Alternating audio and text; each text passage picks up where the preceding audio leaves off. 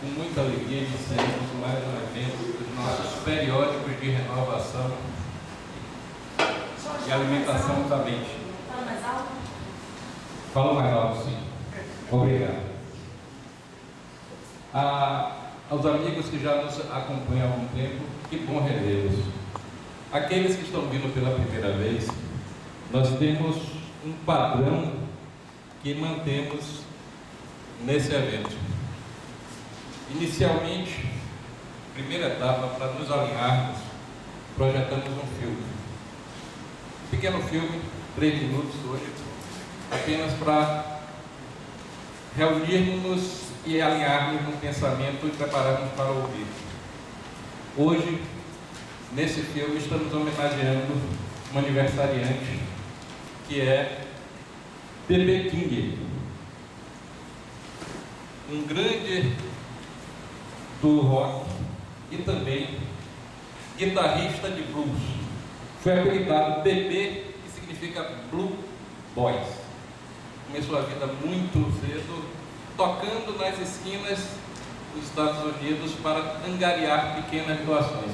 E daí se tornou um dos maiores solistas de guitarra da contemporaneidade. Na sequência do filme, passaria a palavra a Marcos, que fará a apresentação formal de nosso querido Manuel. Posteriormente, Manuel, na sua fala, estará sendo filmado e transmitido pela internet através da TV Consiste, e isso nos gera uma necessidade. Pedir a cada um de vocês que cada pergunta, cada intervenção seja feita através do microfone em respeito àqueles que nos acompanham à distância. Senão apenas nós aqui nos ouviríamos e eles ficarão sem a pergunta, apenas com a resposta. Certo? E no final dessa apresentação e da sequência de perguntas, nós teremos aqui, nesse espaço envidraçado, uma foto comunitária para presentearmos posteriormente via internet com a finalização desse evento. Marcos.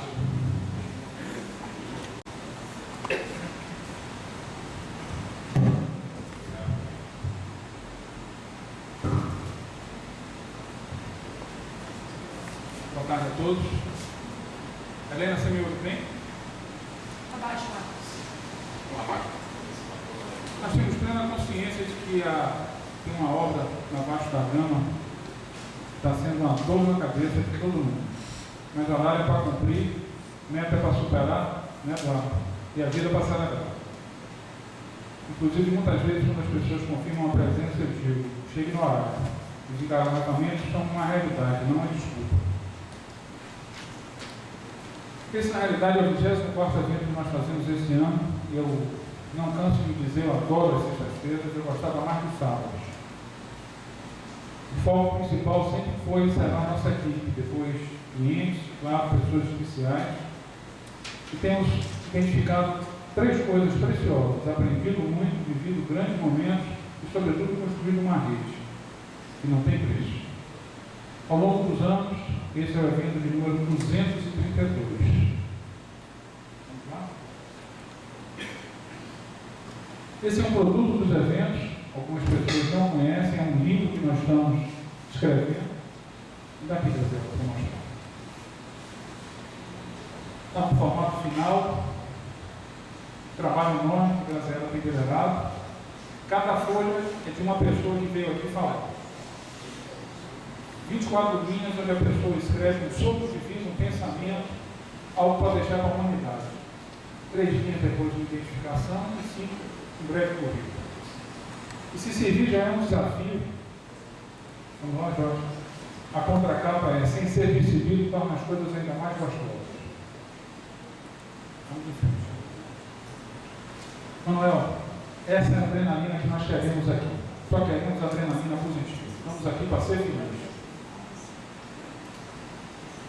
Ações positivas, proativas, ações afirmativas, que é uma sutileza muito grande. Esse slide eu gosto muito. Isso é para mostrar a evolução. Nós não queremos ser só técnicos. É muito fácil. Técnico a gente aperta, põe aquela tecla F1 e a resposta vem. Você usa, daqui a pouco conhece mais do que quem se envolveu. Nós queremos desenvolver lideranças que assumam isso, estejam onde estiverem. E aqui, algo que eu repito, disse há pouco, para que servem as nossas virtudes, se não para os outros. Isso é uma característica nossa, moça. Nós copiamos, sem medo. Copiamos tanto que daqui a repente passa a fazer sentido, Ricardo, por que aquilo foi feito daquela forma. E depois, com bastante coragem, resolvemos mudar, melhorar aquilo. Mas melhorar muito, para que fique difícil para os outros copiarem. Vamos lá, Jorge. Esse é o tempo passado. São três coisas, na realidade, aqui nós colocamos duas que representam tempos. Oxalá eu me lembre, com certeza eu vou me lembrar. É frequente nós nos encontrarmos em eventos, mas a primeira vez que me vem à cabeça o Coronel Castro, ele estava recém-casado, havia um programa político, debate, Manuel estava participando, e uma pessoa que também debatia fez uma colocação, abre aspas, quase isso, e dizia o seguinte: Eduardo, Manuel, você que se diz um homem sério, reticências, fecha aspas, você já imaginava a resposta que esse senhor deu ao vivo na televisão, né? Segundo momento, meu pai sempre disse que se você pode falar com o Papa, não fale com o Bispo. Eu sou daqueles que acham que a educação foi boa, mas hoje eu faria algumas alterações. Uma delas é, se você pode falar com o Papa, cuidado com os bispos. Estávamos em pleno voo, salvo engano, voltando de Brasília. Quando eu olho, Manuel, minha ânsia de vender é muito grande. E o XTR que vocês viram é o rascunho do vice. Eu disse, que bom, estamos sequestrados, ele hoje não me escapa. Todos acreditem, eu consegui tirar do lado dele uma pessoa e disse, senhor, com licença, eu preciso conversar, mais que isso, fazer uma apresentação. Sentei na cadeira do lado e fiz uma apresentação para ele. Eu não sei que ele não me conseguiu botar para fora do avião. Durante a apresentação eu virei para ele e falei, hoje inclusive é aniversário de minha mãe. Poxa, é mesmo? Disse, o meu. Eu faço o dia antes, foi ontem. Conversamos. Na chegada aqui, com a Aline virou para mim e falou assim, Marcos, não se esqueça de dar meus parabéns à sua senhora mãe. Cheguei em casa, comentei com meu pai. Passam-se 15 dias e nos encontramos novamente. E ele vira para mim, Eduardo, e fala assim, você deu os parabéns à sua senhora mãe? Que tal? A terceira vez, qual foi a terceira vez? Não posso esquecer. Sem óculos, impossível. Mas é uma peculiaridade grande.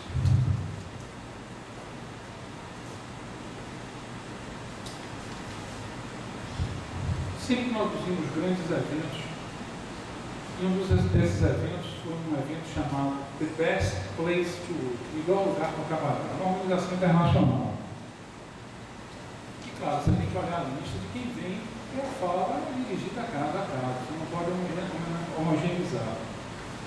E me lembro que estavam pessoas, líderes da nossa comunidade, onde você fazia referência à presença, e uma delas era Manuel Castro, que tem que fazer o dever de casa. E, em linhas gerais, essas pessoas você tinha na cabeça. Eu comecei a colocar e falar a respeito do currículo de Manuel. Currículo gigantesco. Quando terminou tudo, na hora do intervalo, Manuel virou para mim e falou assim, eu não sei o que você fez ou o que você faz, mas você tem mais informação sobre mim do que a minha senhora mãe. Vamos em frente. Esse é o passado, o presente, nós acabamos de nos atualizar. Eu mostrei também para ele, Eduardo XTR, nos veja como grandes aliados. É isso que nós temos construído nas nossas relações, e Eduardo pode falar isso bem, né, Eduardo, ao longo de tantos anos.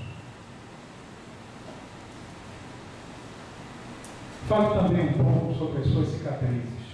É com elas que normalmente a gente aprende muita coisa, né, Regina?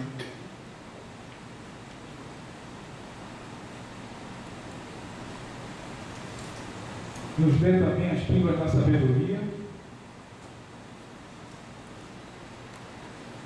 E agora, sempre querendo fazer diferente. Você conhece essa pessoa que está aí?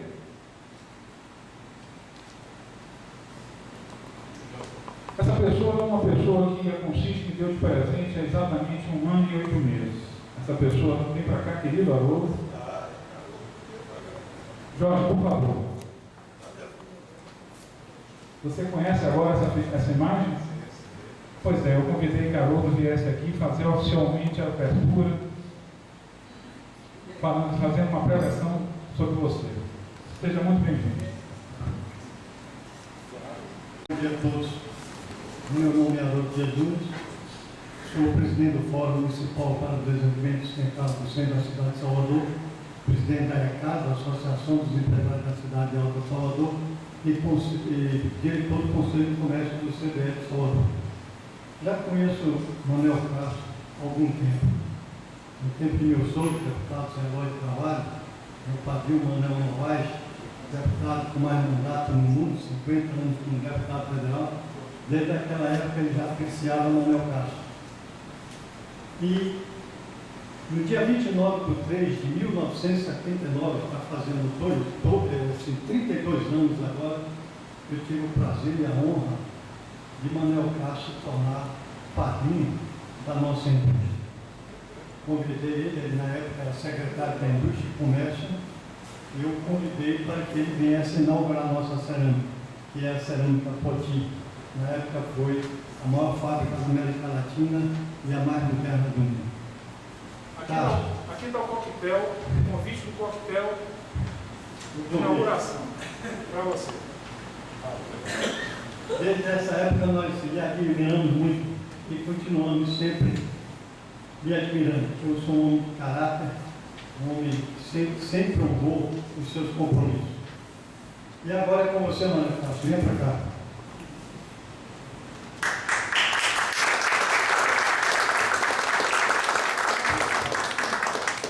Só um minutinho. Tem mais. Tem um próximo capítulo. Tem pessoas que não puderam estar aqui e que mandaram e-mails. Então eu vou lê-los para socializar com vocês. Deus, eu acho bom, eu vou ligar para SAMU, viu?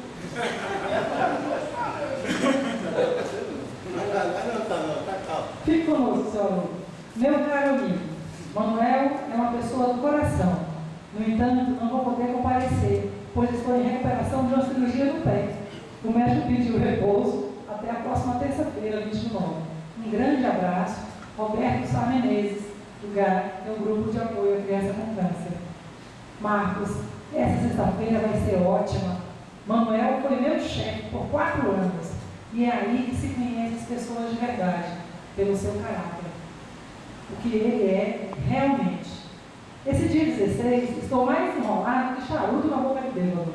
Vou tentar dar um jeito, mas não sei se vai dar para ir. Agradecido, Arthur Guimarães Sampaio, superintendente do Aquibeu.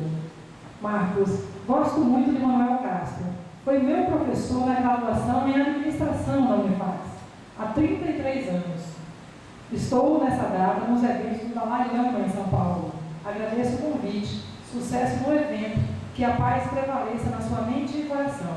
Abraços, Virgínia H6, coordenadora nacional, programa Gente que Faz a Paz, diretora-presidente da Unipaz Bahia.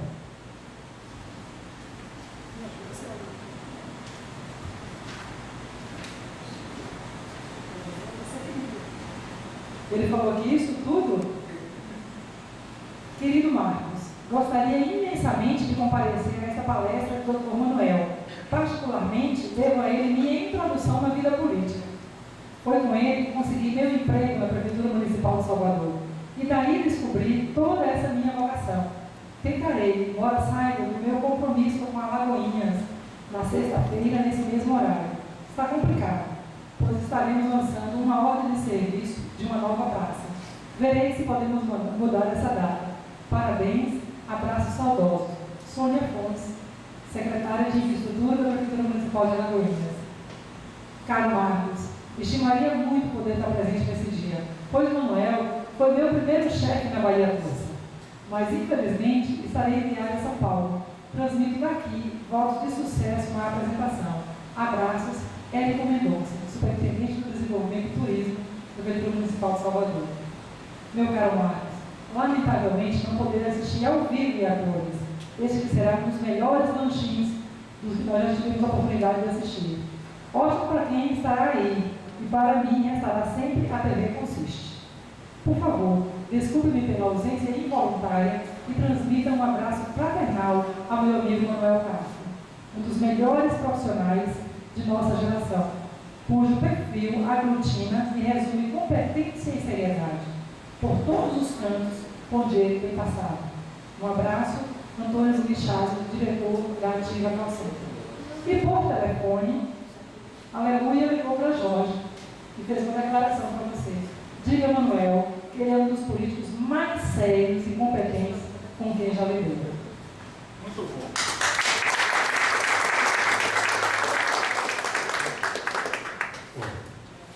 Boa tarde a todos.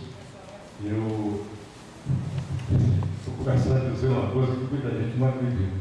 Eu sou um sujeito tímido, embora tenha características de marqueteiro e outras coisas, mas sou. E tenho muita preocupação em falar de mim próprio. Quando eu estou sozinho, eu falo muito, mas coletivamente, muito medo disso aí.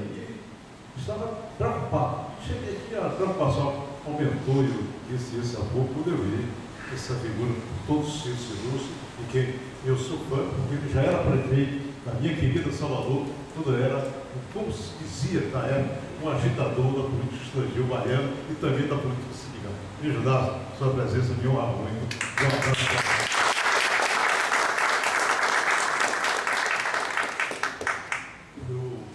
Para quem foi político, eu tenho vários defeitos específicos deles, péssimo fisionomista. Outro também que atrapalha muito. Eu não vou dizer todos os nomes, conheço a maioria das pessoas, eu presente poucos, eu não tenho contato direto, mas tem alguns nomes que eu não posso deixar de fazer uma referência. Vou começar pelos mais próximos. O Silvio Queiroz Matoso, fomos colegas no Aldebrecht, e que eu sempre admirei pelo seu conhecimento. Ele, todo tempo, o CEPEB, quis lutar muito pelo CEPEB. Uma das coisas mais tristes da vida da administração pública foi quando acabaram com o CEPEB, porque não souberam usar o CEPEB. Você sabe, Silvio, quanto eu lutei para manter, mas infelizmente, meu Deus, como nós temos visto lá, você pediu cicatriz, pode ter certeza que uma das cicatrizes mais fortes foi a questão do CEPEB, a má condução da administração pública do caso do CEPEB. O Taberal Lira, Eduardo, Itamar, a Coradinho, tantos amigos aqui. Então, eu estive aqui outro dia, na palestra também, de um amigo, o Lima, e curioso, porque eu sempre tive vontade de ser maratonista, mas o corpo não deu, isso é coluna. Então, eu conversava muito com o Rui sobre isso, ele também foi fazia seguros com ele, e vim aqui. E confesso também, porque era tão estreitamente convidado aqui, não vinha, eu disse, pelo menos eu vou ver como é o ambiente. No dia que eu vi, tinha, talvez pelo lado esportivo lá, tinha um público jovem. E aí eu tenho uma alegria muito grande. Eu sou uma pessoa muito preocupada com a educação. Uma das coisas que eu faço questão de declarar, o fato de ter sido professor da Unifax, porque eu gosto de ensinar nos cursos que eu participei como palestrante, etc. E aí eu confesso que eu montei a minha intervenção aqui, voltada inicialmente para um público jovem que eu vejo que hoje aqui é a amendoim. Então, vou começar a dizer algumas coisas que talvez os meus amigos mais próximos, eu esperava um pouco mais, fui lá pelo Manuel, pensando que ele ia dizer algumas coisas, e isso nessa história de vida pessoal, mas eu acho importante colocar isso. Isso porque quando a gente tem carro público, tem carro político, para um lugar, há sempre aquela história de dizer que sempre é protegido, o sujeito nasceu em berço de ouro, etc. Nada disso. efetivamente, isso não aconteceu. Meu pai era um imigrante português, para quem daí, o presidente do comércio portuguesa, e ele veio para cá com menos de 15 anos, ele e mais 2 irmãos, porque eles estavam passando fome lá em Portugal. E a família não conseguia sustentar. Eles vieram para aqui, naquela época trabalhavam 14 horas por dia e almoçavam, tem domingo, porque nos outros dias acho que comia alguma coisa. E os 2 irmãos, um deles foi para o interior, para Itagi, e nunca saiu de Itagi. Lá faleceu, depois eu fui conhecê-lo lá em Itagi, ele nunca se recuperou com o fato de ter deixado a terra lá. E eu fiz questão de conhecer a casa que meu pai nasceu, e hoje eu sou ponto de ligação da minha família aqui no Brasil com a minha família em Portugal. E minha mãe era uma pessoa simples, meu avô, minha mãe era de Nazaré das Farinhas, meu avô tinha uma salgadeira, e minha mãe teve apenas curso primário. Era uma mulher muito bonita, na época eu tinha missa, mas foi rainha dos inocentes, e meu pai teve muito bom gosto, quem gosta, e aliás, que é uma tradição portuguesa, então escolheu minha mãe. E aí, desse casamento, nasceram 4 filhos, eu fui o segundo, um homem e 3 mulheres. E ao longo do tempo, meu pai cresceu, chegou a ter uma loja, e no sentido de manter a família, além da loja, ele tinha uma barraca de negócio na Feira do Curtume, junto à estação. Pegou em paludismo, teve uma doença complicada, passou 2 meses internado. A loja aqui no condomínio tinha uma sócia, e aí teve que desfazer o negócio. E minha mãe, surpreendentemente, cuidava dos filhos, naquele tempo, todos nós 4 nascemos em casa, não foi hospital, o parto foi normal, os 4, e ninguém esperava que minha mãe pudesse subir, mas subiu, a sociedade do meu pai na loja, tornar lá. Lamentavelmente, em 53, no dia 1º de janeiro de 53, teve um incêndio na Vaz Pateiro, a loja nova, que hoje ainda é conhecida aqui dos baianos, pegou fogo por volta das 19 horas, e a loja de meu pai era a 4ª loja, depois da nova. E antigamente aquelas casas, a parte de cozinha, etc., fundo de um pátio, mesmo assim, a loja foi bastante atingida e um prejuízo significativo. E, coincidentemente, 53 tinha sido um ano muito difícil para a loja. Nós morávamos numa casa de aluguel, onde nós nascemos, Rua Júlio Campeiro 34, e que era uma casa confortável, e tinha um pátio, e tinha um quintal muito grande. Naquele tempo, tinha fogão a gás, íamos por rios de sal, com caçoar, trazendo um carvão, tinha uma área, um depósito de carvão, e tinha um galinheiro, e tinha um quintal, e mais tarde eu vim entender porque eu, que vivia o tempo todo da cidade, ia cuidar do quintal, porque era a tradição da minha família, que são agricultores lá em Portugal.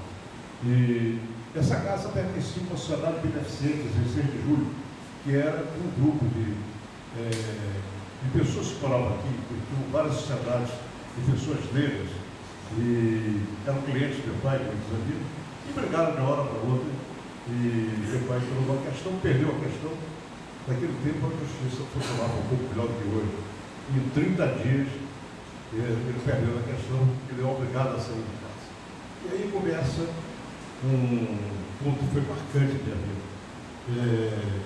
Eu tinha 11 anos e eu sempre queria estudar, e meu pai tinha que cuidar da loja, eu saía com minha mãe para ver casa onde nós íamos estudar. E os caras muito melhores. E terminamos escolhendo uma casa, um sobrado, na rua Frecaneca, conhecida como Rua do Alto, que é ali no Jandaia, na Praça Inteira, que era o sobrado em cima, nós ficávamos embaixo. E quando Deus me conheceu, nós começamos a morar, eu tinha uma vergonha do quarto que eu morava, para até essa história da novela, porque cabia uma cama no fundo, tinha um estante com tijolo e umas prateleiras, e tinha os livros do guarda-roupa do lado de fora, embaixo da escada.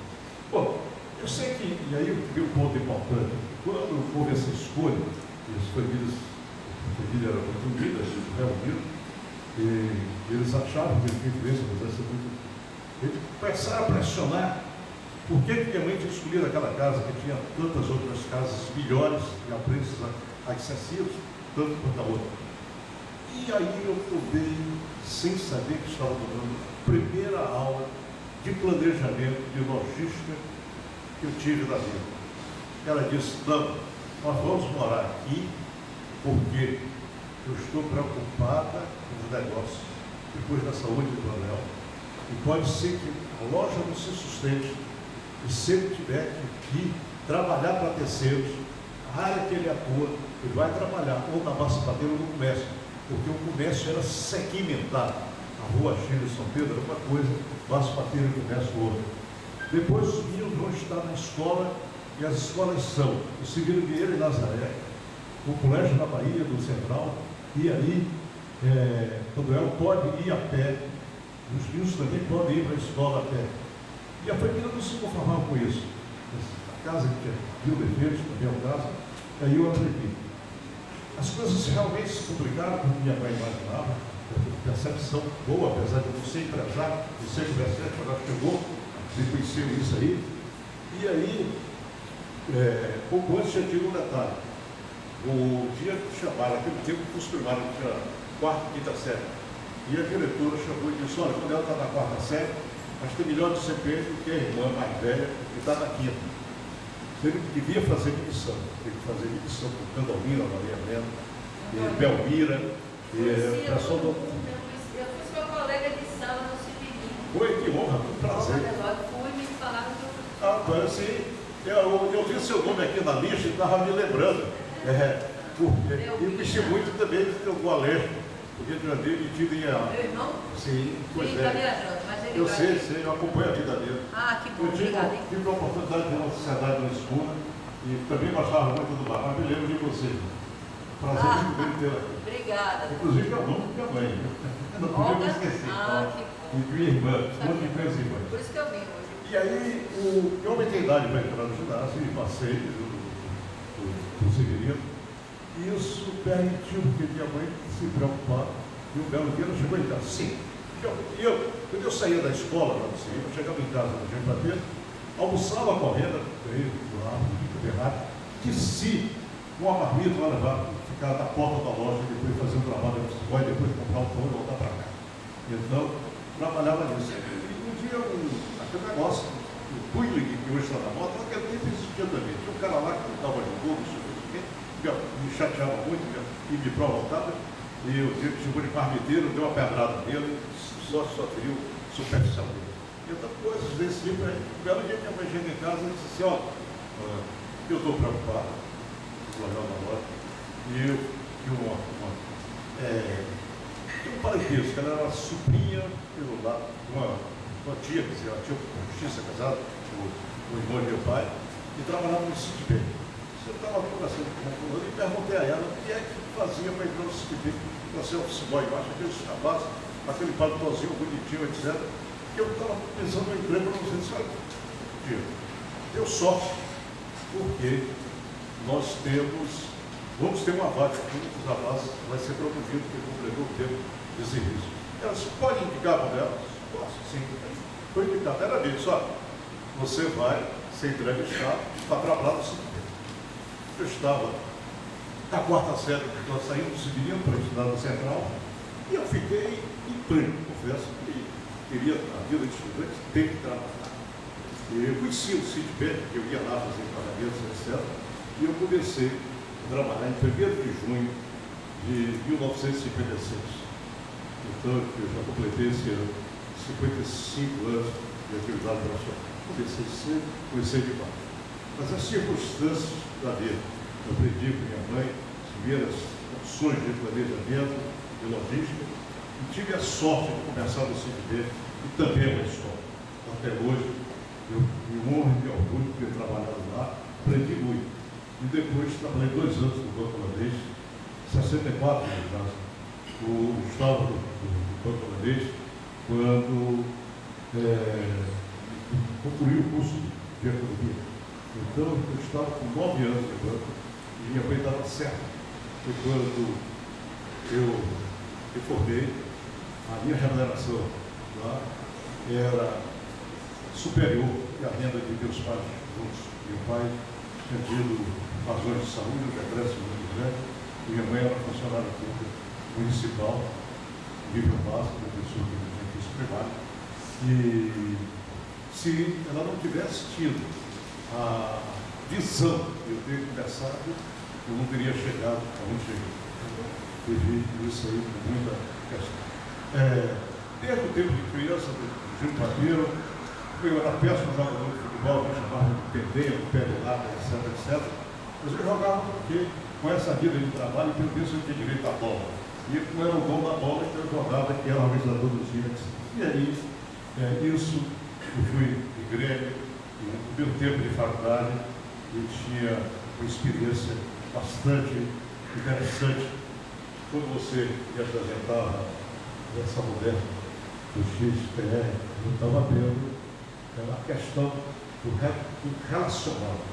E essa coisa me ajudou muito, porque sendo sindicalista, no momento de abolição aqui da criação do Centro Popular de Cultura, eu fui um elo de ligação entre o sindicalismo, parte do sindicalismo, e também a área de cultura.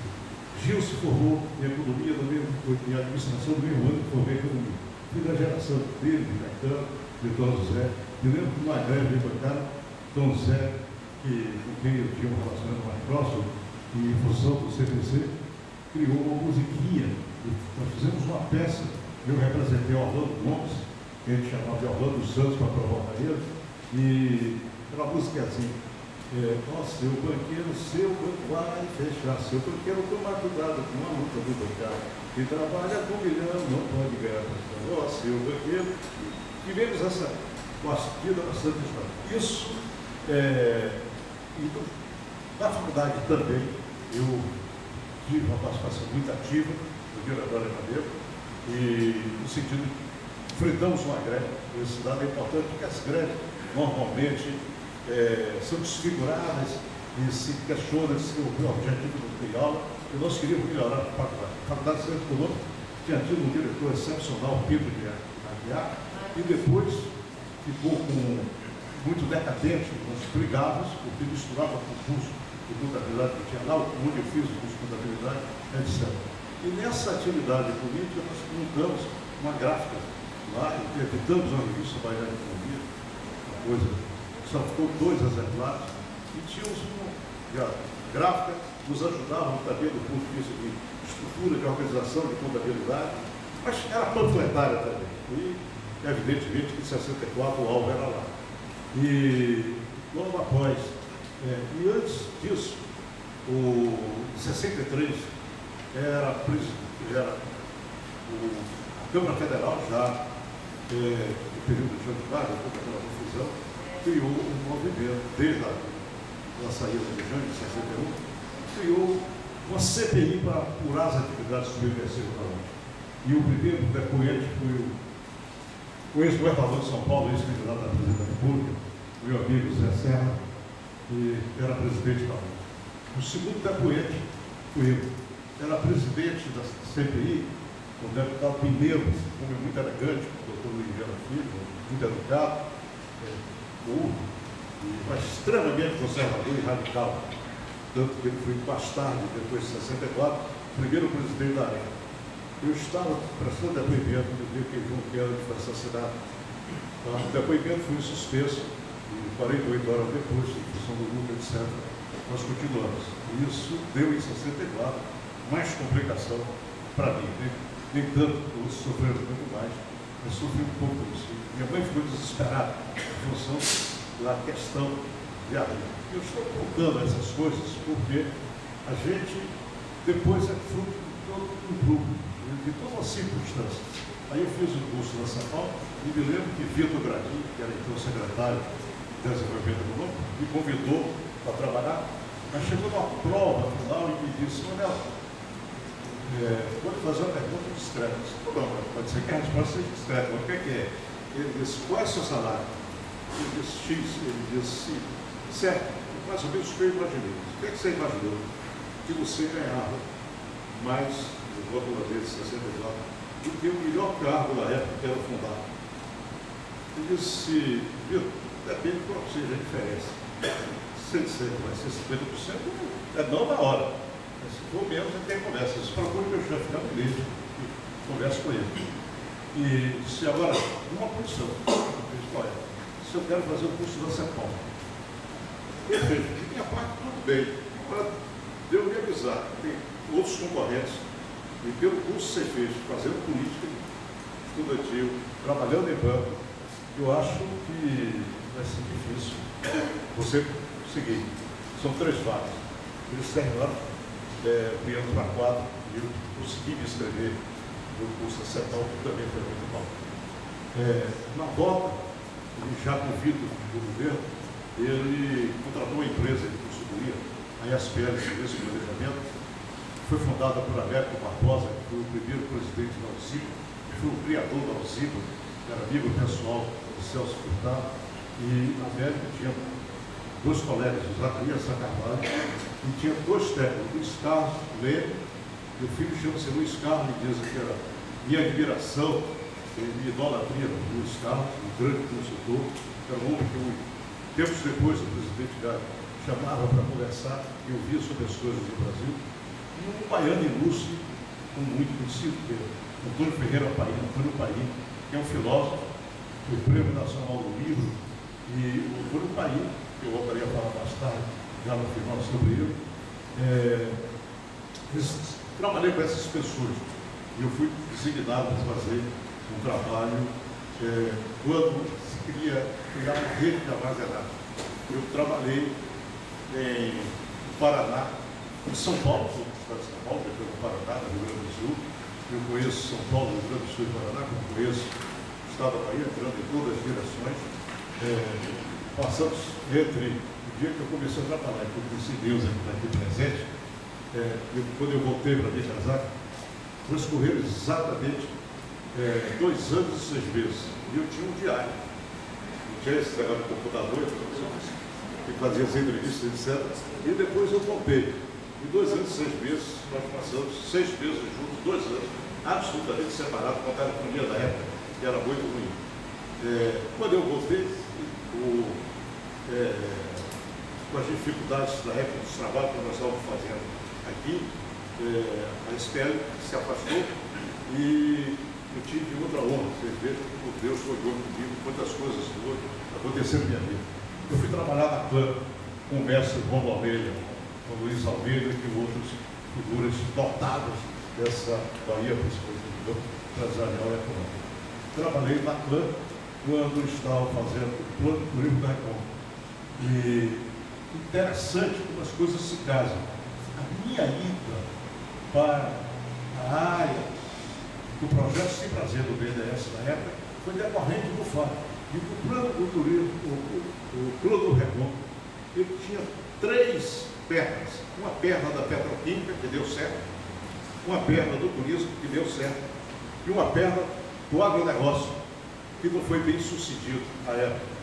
E eu fui trabalhar na Sem Prazer, e foi a visão de vida, de que tinha muita gente querendo petroquímica, muita gente querendo turismo, e que ele achava, pelo perfil dele, pela cabeça dele, que eu seria a pessoa indicada para trabalhar na área de agronegócio. E aí, quando eu voltei, as coisas aconteceram nesse ritmo, eu voltei para a CLAM, eu trabalhei um pouco com petroquímica e com turismo. E aí voltei ao Boneb, o Boneb estava desorganizado, e do Boneb, o Antônio Carlos indicado para governador, e aí, na primeira vez, eu trabalhava com o Sancho do Boneb, começamos a trabalhar, então, no programa de governo. Em um certo momento, eu tinha relação com a CLAM, com Mascarenhas, o Sancho não tinha essa aproximação pessoal, mas o que essa Helena também fazia parte da equipe, eu, mais uma vez, entrei na questão relacional. O papel ali era de relacionamento, de articulação. E aí, um dia Sancho me pediu isso, o Antônio Carlos me pediu um texto sobre turismo, coisa pequena, mas ele está querendo fazer alguma coisa, e disse, tá, eu vou escrever, não vou falar para ninguém, tem fulano, eu falei 2 ou 3 pessoas, mas eu vou fazer o meu. E você leva para mim, você olha, se você achar está razoável, você leva. Ele levou e o Antônio Carlos gostou, disse, era isso que ele queria. Ele me chamou, procurou informação, e aí tinha os antecedentes, política, etc. Mas mesmo assim, nós tivemos uma conversa e eu fui trabalhar na Bahia Doce. Eu assumi a presidência da Bahia Doce E a conversa com o Antônio Carlos foi muito clara. Ele disse: tudo que está sendo feito está errado. Temos que começar tudo de novo, não é nada disso. E ele disse: mas eu quero fazer uma viagem diferente. O Tapínola assumiu, já quer viajar. Não, claro, eu não vou aprender aqui, você pode ir lá fora compensar. Se eu acho que está tudo errado, para vir dar uma proposta, eu preciso saber. Certamente você quer ir para Portugal, senhor. Quais coisas? Não. Só. Eu falo. Se a Europa está aqui, os Estados Unidos está aqui.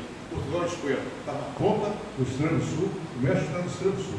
Nós estamos fora da rota do Atlântico Norte. Nós somos o Brasil é um país continental. Nós não temos nada a ver com isso. Temos que formar uma outra coisa. E aí, a Sudene e Banco do Nordeste estavam criando uma campanha Visita ao Nordeste, panfletária, eu vi, e aí eu disse: eu vou a Sudene e Banco do Nordeste. Se criou uma comissão do Rio Integrado do Nordeste. O presidente é uma pessoa aqui na Bahia. As coisas negativas eu não vou falar, não. Então essa pessoa assumiu, e todo mundo, Pernambuco e Ceará estavam com raiva, queriam invadir a Bahia, porque achavam que a pessoa estava Salvador. Eu tive que relatar isso no governador, ele demitiu o cara da mesma hora que eu assumi, e disse: rapaz, isso não é forma de fazer as coisas, mas está feio. Mas eu estava interessado no assunto e fui a Sudene e Banco do Nordeste, fui a Pernambuco e Ceará e propus uma outra articulação. De fazermos um pedido de apoio àquelas inúmeras entidades norte-americanas existentes à época, via Aliança para o Progresso, etc., que não tinha sido o Comitê da América Latina. Eu voltei, conversei com o mestre João e disse: o que é que você quer? Fazer um pedido, em nome de nós todos. A Sudene vai assinar, o Nordeste vai assinar, Pernambuco vai assinar, Ceará vai assinar e Bahia. E para fazermos uma viagem para os Estados Unidos. Eles aceitaram menos de 60 dias. Eu tomei posse na Bahia, em 1º de junho de 71. No dia 30 ou 31 de outubro, eu embarcava para os Estados Unidos.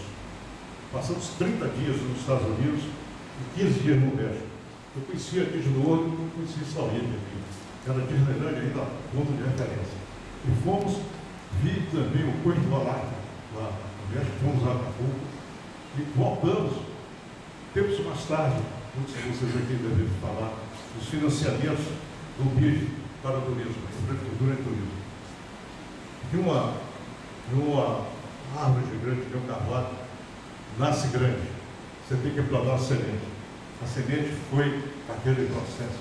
E quando eu disse a Dona Carla que eu ia viajar de graça, que tinha um programa, contamos isso, ele ficou felicíssimo e eu acho que aí começa a mudar efetivamente a história do Cruzeiro Bahia. E aí, como não tinha órgão de cultura naquela época, a experiência da política estudantil, para mim, foi fundamental. E nós atuamos aqui em 74, no momento mais duro do governo Médici. Nós fizemos uma feira da Bahia de São Paulo, e a primeira vez que Gil Caetano, Gal e Caetano se apresentaram juntos, Caíme e os filhos, e íamos trazer João Gilberto, que na hora H não veio. Aí, uns passos forçados aqui no final, é que nós chegamos a pagar o dinheiro brasileiro na época, eu me lembro mais, era 30 mil reais, e João Gilberto não veio. E aí a Dona Carla queria processar João Gilberto. Você está maluco? Vamos fazer isso. Aí comecei com o Gil Caetano, fez lá, fazemos um show aqui, se o jeito for esse, mas não vamos deixar isso com o João Gilberto. E aí a Dona Carla, filho, com licença, o currículo, e ele desistiu. Essa experiência, depois disso, novamente, o Vitor Gradini interferiu em minha vida, me chamando para ir para a Odebrecht, na área da subsidiária. Eu trabalhei 4 anos na Odebrecht, inclusive na implantação do projeto de mineração subterrânea da Caraíba, lá em Jaguaraí. Foi uma experiência muito grande e, mais uma vez, a experiência que eu tive no Citibem, a convivência com a América, com os Zacarias, com o Bahia, com o Estado Médio, depois com o Ron Baldeira e o Luiz Almeida, principalmente o Ron, me ajudaram bastante e aí eu fui parar. Na Odebrecht eu tinha tido experiência com o Antônio Carlos na área do turismo, com a feira da Bahia e com outras iniciativas. Para que vocês tenham ideia, alguns pontos que eu pensei, porque gosto de contar, porque é difícil as pessoas saberem. Um dia eu procurei e disse, olha, vamos privatizar. Imagine vocês todos para lá em privatização em 1972. Se privatizar assim, o que é que a dona vai? Está em nosso nome. E um passivo trabalhista enorme. E o projeto feito por Rogabeira em 49, no quarto centenário da cidade de Salvador, era um projeto de 8 andares, só foi feito 4. O edital, eu sugeri o edital, a experiência de empresas que poderiam me permitir fazer isso, alguém cuidou da parte jurídica, a formulação de que a pessoa assumir 2 compromissos básicos, passivo trabalhista e concluir o hotel.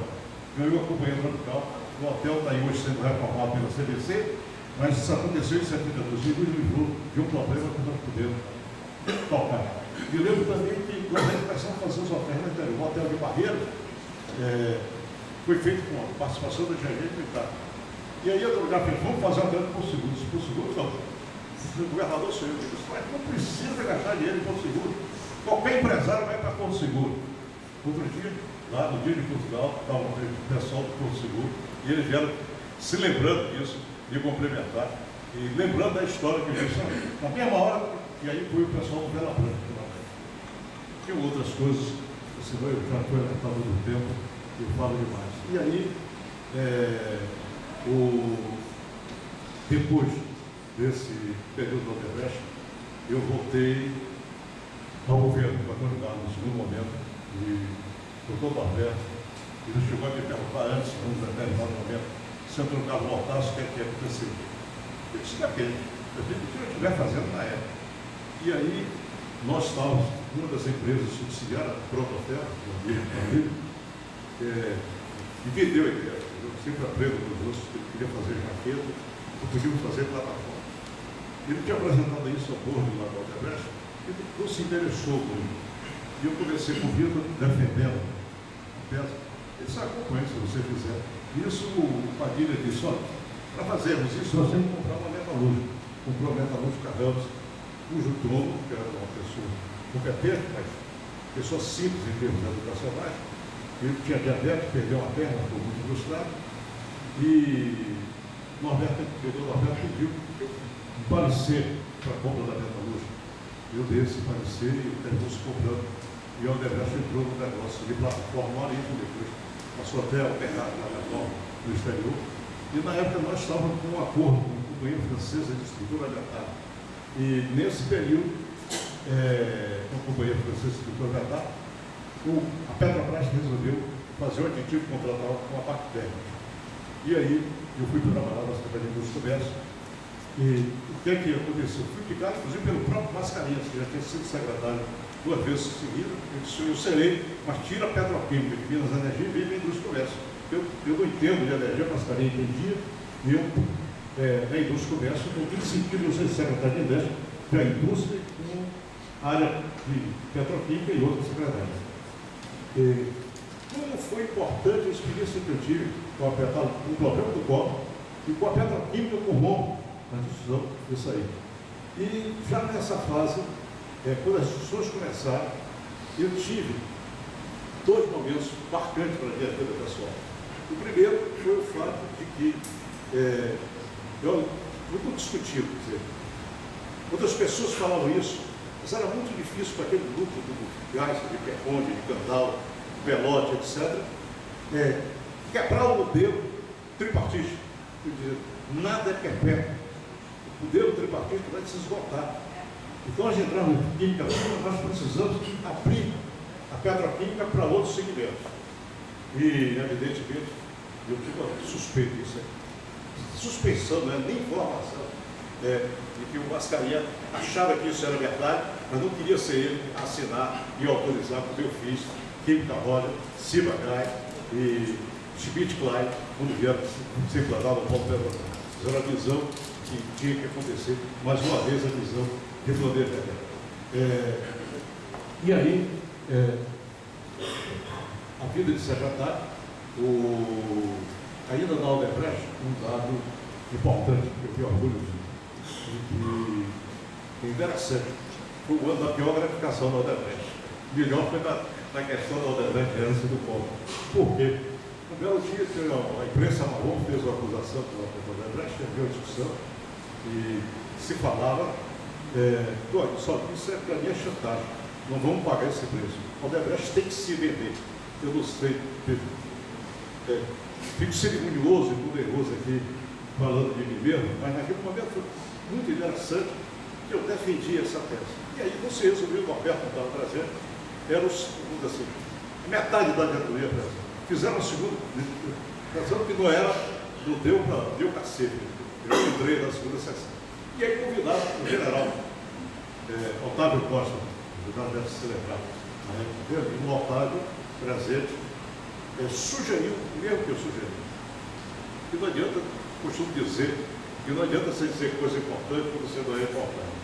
Evidentemente, quando o general sugeriu, Vitor disse, olha, o Manuel, na reunião passada, sugeriu isso. E aí o general falou, quem é? O Manuel Castro é importante. Não, Manuel Castro é gente de Antônio Carlos, trabalhou foi da Bahia Tussa e tal. Ele disse, não, mas não é daí. Aí o Vitor fez, de onde você está pensando? Ele foi por estudantil e respondeu à CPI. Aí ele disse, como não, né? Você sempre disse que precisa de um gerente. Seu gerente está aí. Quem vai comandar a CPI da Odebrecht é Manuel Castro. E aí, no outro dia, Deus que marcado na reunião de encontro casado, acabou de reunião de encontro casado, lá vou eu para Brasília, e evidentemente que aí nós tivemos mais uma vez a questão da relação. Meu trabalho não era significativo. Esse trabalho significativo foi de personalidades. Fernando Santana, Alberto Odebrecht, Fernando Santana, Josafá Marinho e outros que ajudaram a demonstrar e a Odebrecht se vendeu nacionalmente. Veja como é importante e fugiu de uma tendência dominante da época de pagar a chantagem à imprensa. Manuel, vamos embora. Vai descansar, vamos embora.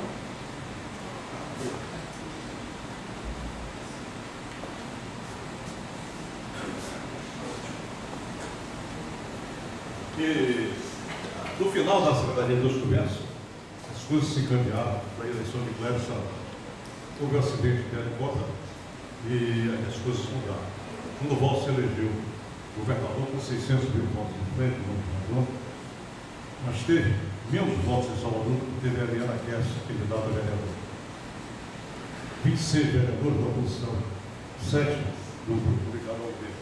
E dos 7 não eram os ortodoxos, dos 7 tem de tudo, do ponto de vista de maleabilidade política. E aí, quem vai ser o prefeito de Salvador que era nomeado? Manuel, você e eu estou interessado, sim. Devo dizer que quando houve o movimento do Vale, Antônio Carlos não quis me preparar para ser prefeito. E eu disse que eu não estava interessado e eu não queria. Aconteceu esse episódio. Antes disso, Renan subiu, me indicaram o vice-prefeito, que eu não sei quem foi, e Renan não aceitou. E aí quem vai ser, que não vai ser, e alguém sugeriu meu nome. Ele disse, eu já convidei o Manuel, ele disse, não quer saber disso não.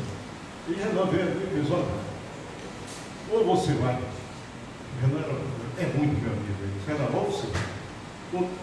Então, eu não vou ficar na prefeitura, vai complicar mais esse lado político. Não é por mim, não faça favor a mim, faça por mim. Você sempre vai achar que foi você. Ele morreu, quando eu falava em Renan, ele falava, seu amigo, porque eu tinha atendido, disse que atendia Renan e não ele. Aí ele vice o prefeito e aí, agora você vai ser o prefeito. Eu nunca esperava que tal coisa acontecesse e eu fui subir a prefeitura numa condição realmente incrível. De 26 a 7, eu não tinha a capacidade de vetar, eu precisava de um terço da Câmara, eu precisava de 11 vereadores. E aí, evidentemente, de que uma luta muito grande, uma experiência realmente fascinante. Assim, em termos de trabalho, de ansiedade, foi fascinante de um lado, mas muito sofrido, porque é uma atividade muito difícil. E eu trabalhava muito com planejamento e logo no início eu aprendi uma situação curiosa. Eu passei lá na Turma de Moro até hoje, né? moro há 35 anos, eu tenho um apartamento. O Manuel Dias, que me ganhou hoje no Bradesco, na esquina, tinha um buraco pequeno. Estava no carro do prefeito, chamamos a atenção disso, e a pessoa me ligou, me largou o meu dia, e eu voltei de carro, passei já, quando eu voltei do meu carro, com Deus comigo, disse, olha, aconteceu isso. De manhã, eu fui para sempre nova, quando eu voltei, nossa, ligo para a prefeitura, naquele tempo não tinha celular, o sistema de rádio, nossa internet rádio, e aí já fomos avisados pelo motorista, o seu Pimentel, que é um dos melhores fiscais da prefeitura, dois motoristas do prefeito. E aí você acabou de ter um acidente, uma pessoa se feriu, com certa gravidade. E eu vi o que é a prefeitura. Se você não fecha o buraco, você pode estar condenando a vida humana. E aí, me ajudou muito, por isso eu contei essa história, esse antepassado meu, essa familiaridade com personalidades da área de planejamento. Então nós focamos o sistema de transporte da cidade, no que estava baseado e as intervenções que nós tínhamos feito. Por coincidência, com pouco tempo, você conhece bem essa história, houve um rompimento daquela barreira ali em frente à bacia do Camurugê. A BR-304 foi interditada por cerca de 60 dias. Se as intervenções feitas na TGV Verde não segurariam o tráfego daquela época. Depois tinha um trabalho, começou na gestão do parque, com o Lelé, das escadas rolantes. As pessoas não conheciam isso, passam o tempo todo na Pernambuco, nunca entrou na parte do tubo, viu? O escadas cantavam, não sabe o que é. As escadas drenantes em toda a pavimentação, escola e parte esportiva, etc. Isso em São Caetano, em Vitória, Federação, em toda a cidade. As coisas não pareciam. Um dia, minha irmã disse, mas tem irmã que maluquice, essa que você vai ver isso? Eu não vejo nada. Não tinha dinheiro para a publicidade e as coisas eram tão, recursos tão escassos, você tem que ter prioridade. Então, foi um período com esse tipo de sofrimento, mas que a história, do Jimpapeiro, que o pessoal fazia carnaval. Eu aprendi a mexer com o carnaval no Jimpapeiro, ainda garoto. Então, quando eu fui da Bahia Cruz, fui secretário de Indústria. Quando nós chegamos na prefeitura, eu vou contar para vocês dois fatos que pouca gente conhece. Primeiro, a ideia do Carnaval da Barra foi nossa. E aí, evidentemente, ficou com a Bahia Cruz, São Paulo comprou, assumiu, foi até homenageado pelo Habeas Corpus, dependeu muito de Ariana Gouveia, que insistiu muito nessa hipótese, e mostrando que o problema do centro. Mas antes disso, veja como as coisas se integram. Como eu trabalhei com essa questão de plataforma e estrutura metálica, você tinha, além da protoferro de ferro, você tinha também o problema de fundação, etc. Eu aí disse, por que, se falava tanto mesmo, por que nós sempre temos as arquibancadas de madeira, gastando tanto tempo e tanto dinheiro com isso? Por que nós não fazemos estrutura metálica? Aí chamei o pessoal de estrutura, conversei com o Padilha, vamos almoçar. Eu estou pensando nisso, o que é que você acha?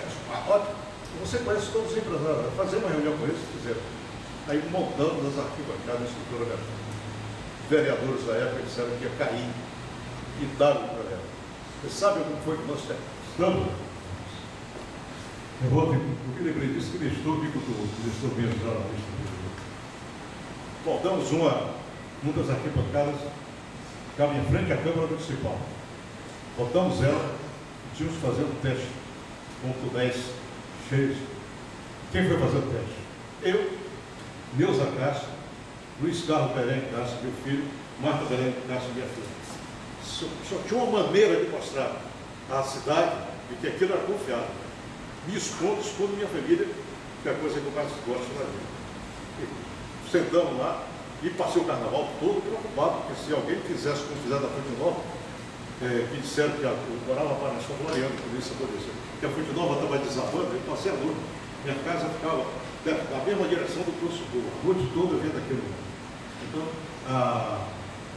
outra questão importante foi a intervenção na área do transporte coletivo. Sentido de quebra-quebra, o sindicato era muito desorganizado, então algumas coisas que eu me orgulho, que não se sabe que não parece. E outra, eu já sei que isso dá muito orgulho para mim, você, o projeto que nós levamos ao Unesco, tombar Centro Histórico de Salvador, prefeito da nossa administração. E com a Câmara Diversa, nos apoiou integralmente. Por incrível que pareça, em determinados momentos, eu fui melhor apoiado quando tinha bons projetos pela oposição do que pelos próprios, que ao contrário, me propuseram uma gandaia, queriam fazer, muitos deles já tinham uma história de prefeitura e queriam fazer uma coisa que se aposentava e depois se aposentava como prefeito. E como vereador. E eu vetei isso, os 7, deu cabeça de 2 secretários. E aí, Antônio Carlos queria que eu atendesse, eu disse, não atendo, eu saio e não atendo, isso é barratagem. Resultado. Eles romperam comigo durante 60 dias, pouco mais de 60 dias, eu fiquei com 33-0 da Câmara de Salvador. Isso tudo é documentado. A outra questão também que me marcou muito com relação à prefeitura, um belo dia, nós tivemos uma linha de aproximação muito próxima com o Boavelar, e o Boavelar me chamou um dia e disse, olha, me pega aqui com um carro particular e vamos sair juntos. E me levou o convento da Lapa. O prefeito da estação da Lapa, os ônibus lá. O convento da Lapa é uma ordem enclausulada. Você tem uma autorização especial para que você pudesse entrar aqui. Eu quero que você vá nos aposentos. Veja a condição desses ônibus à noite, quando passando o primeiro e o segundo, como é que vive essa história. Muita gente, todo mundo aqui conhece o Jardim da Saudade, conhece, quer dizer, na verdade, nem conhece. E aí, da fronte, uns outros tem um muro alto, ali, parte já conhece, é um convento. E no comando de convento, são instalações que nós construímos, bastante agradável, onde vivem essas irmãs enclausuradas. Uma delas, depois o senhor que resolve tudo, me arranja uma sementinha de frutapão, eu adoro frutapão. Então veja aqui as experiências da vida, há coisas que a gente trabalhou, ou fez e que não é conhecido e que não é divulgado, mas que marcou. E tempos mais tarde, uma das maiores alegrias que eu tive, foi feita uma pesquisa, uma pesquisa acadêmica, tempos depois, e depois de mim foi Mário, foi Fernando José, estava nomeado na administração LIDS, mas nessa pesquisa universitária, eles disseram que tinham uma pesquisa que eles fizeram camadas populares, que a nossa tinha sido mais democrática. E não foi tanto pelo meu mérito, pela necessidade. E tinha 26 a 7, eu entendia com a população, eu tinha ido para o espaço, evidentemente. Então, foi essa experiência que depois, por toda essa história de vida, eu então me candidatei a função política. Quando eu informei a vida do grupo, o Antônio Carlos Magalhães, ele perguntou, você veio me comunicar? Não, você veio me consultar ou me comunicar? Você veio me comunicar. Eu lamento, porque primeiro porque você não vai se eleger. Se você eleger, vai me prejudicar, porque o seu nome está ligado a mim. E segundo, porque você não tem uma política. Eu disse, meu marco vai ser esse, a antipolítica da época.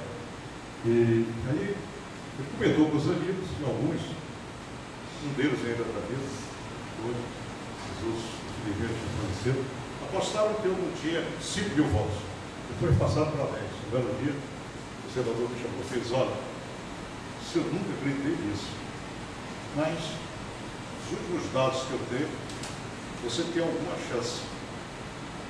E eu não quero que você se eleja se a minha participação. Vou lhe dar 2 lideranças, Jorge Salles e Zé Barbosa, e Manuel Vitor, do presidente da Câmara.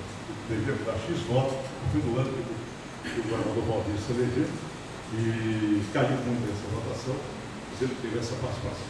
E eu digo isso com muito respeito. Nunca deixei de ser amigo depois dessa história de vida com todo cara, acho inclusive que todo o tribunal muito legal. O período da Câmara, para mim, foi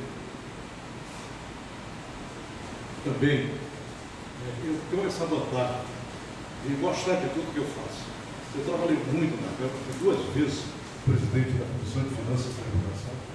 Quando eu fui a primeira vez, eu me assustei quase igual hoje, porque na comissão tinha Roberto Campos, o Dornelas, Serra,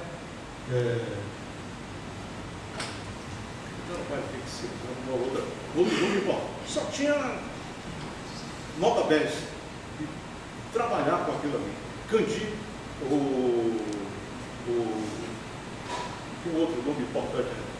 E depois eu estava na Comissão de Finanças e População quando foi Delfim. Muito obrigado, viu? Ajuda aí. Pois bem,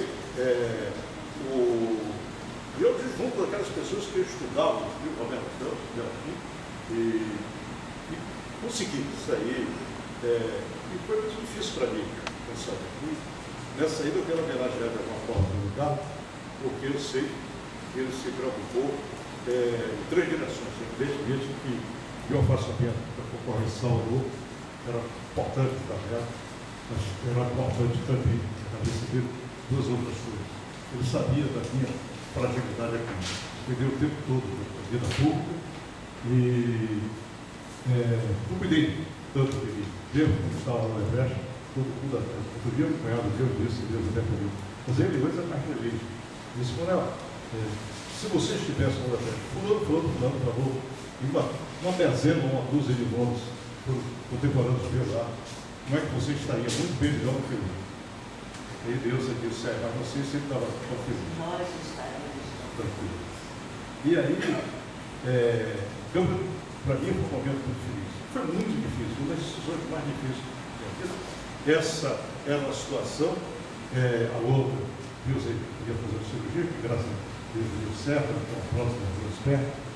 Isso me preocupava muito. Eu, na época, o tipo de barragem lá que eu era, viajava num carro que teve que mudar o motor, que já tinha 200 mil cruzes, ou 300, sei lá. Então, e eu fui para o tribunal. Mas ele pensava também no tribunal. O critério dele era tinha tido Renan, e aí igualar pessoas com experiência de gestão pública. Eu entrei no tribunal. E a parte final que eu tinha dito desse assunto, você vai me aturar e falar uma opção de coisas aí, mas para falar o momento do livro. Devo dizer que, em pleno carnaval, quando saiu a notícia, eu me encontrei ali na Barra com um primo meu, que virou para mim e disse assim, nos autos você pode confiar. Você pode confiar bem nenhuma numa pornografia, expedicionais aí, e disse, você é isso aqui. O que vai acontecer?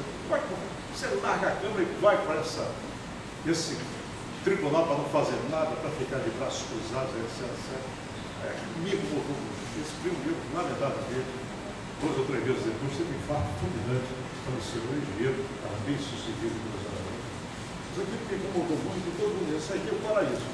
E na minha posse alguém disse lá no tribunal, disse, olha, vocês estão campados agora, isso aqui vai mudar quando eu chegar. Eu quero, nesse final, vocês me permitam para fazer o marco, mesmo que eu faça 2 ou 3 minutos por cima, falar sobre o tribunal. Mais uma vez, um homem em suas circunstâncias. Como eu era presidente da Comissão de Finanças, quando a lei de restauração fiscal foi promulgada, eu conhecia bastante a lei. E aí, eu disse a eles, olha, essa lei se engana com os tribunais funcionando. E temos que organizar os tribunais. Os tribunais não pregam, nós assumimos 2 entidades, a Tricom, a Associação dos Membros do Tribunal de Contas, e o Instituto Rui Barbosa. E eu fui militante estudantil sindical, fiz militância o tempo todo, em tudo que eu trabalhei na vida, em turismo, em indústria e comércio. E aí eu disse, entrei e disse, gente, isso aqui tem que mudar, não pode continuar com isso. O presidente da época, me disse, mas a noção de tempo aqui no tribunal é completamente diferente.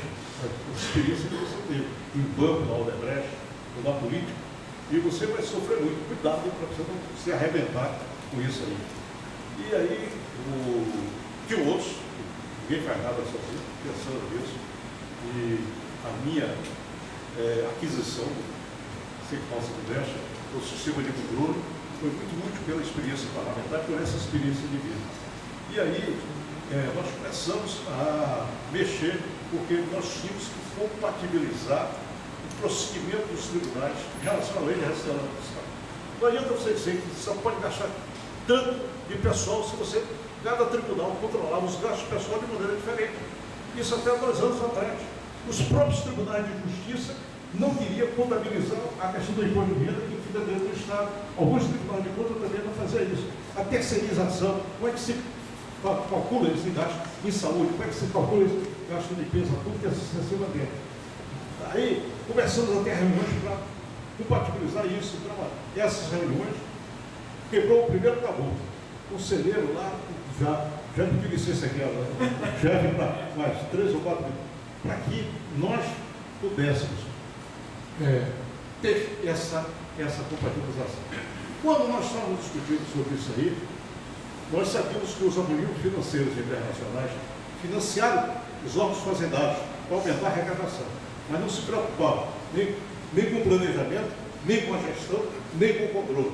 E nós começamos a discutir. Aí eu lembrei da história do turismo, disse, vamos pedir ajuda externa. Ah, não, aí já se dizia, acho que muitos aqui não lembraram, que a lei de restauração fiscal tinha sido em função do sistema capitalista, tinha sido uma coisa externa. Vamos discutir isso. Por coincidência, Deus gosta muito de mim, eu fui para um jantar político, era um ano político, em 2004, e aí estava o Inglés, Henrique Inglés, que era presidente do Rio.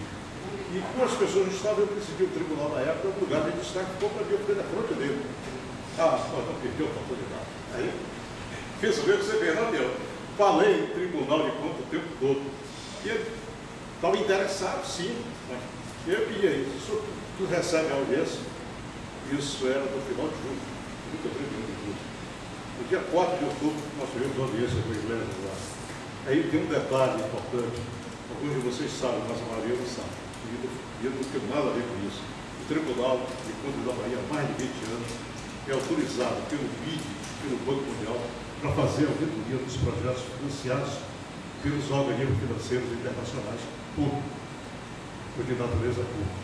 Então, a estrada, educação, saúde, quem faz a auditoria, o Banco Mundial de BID somos nós.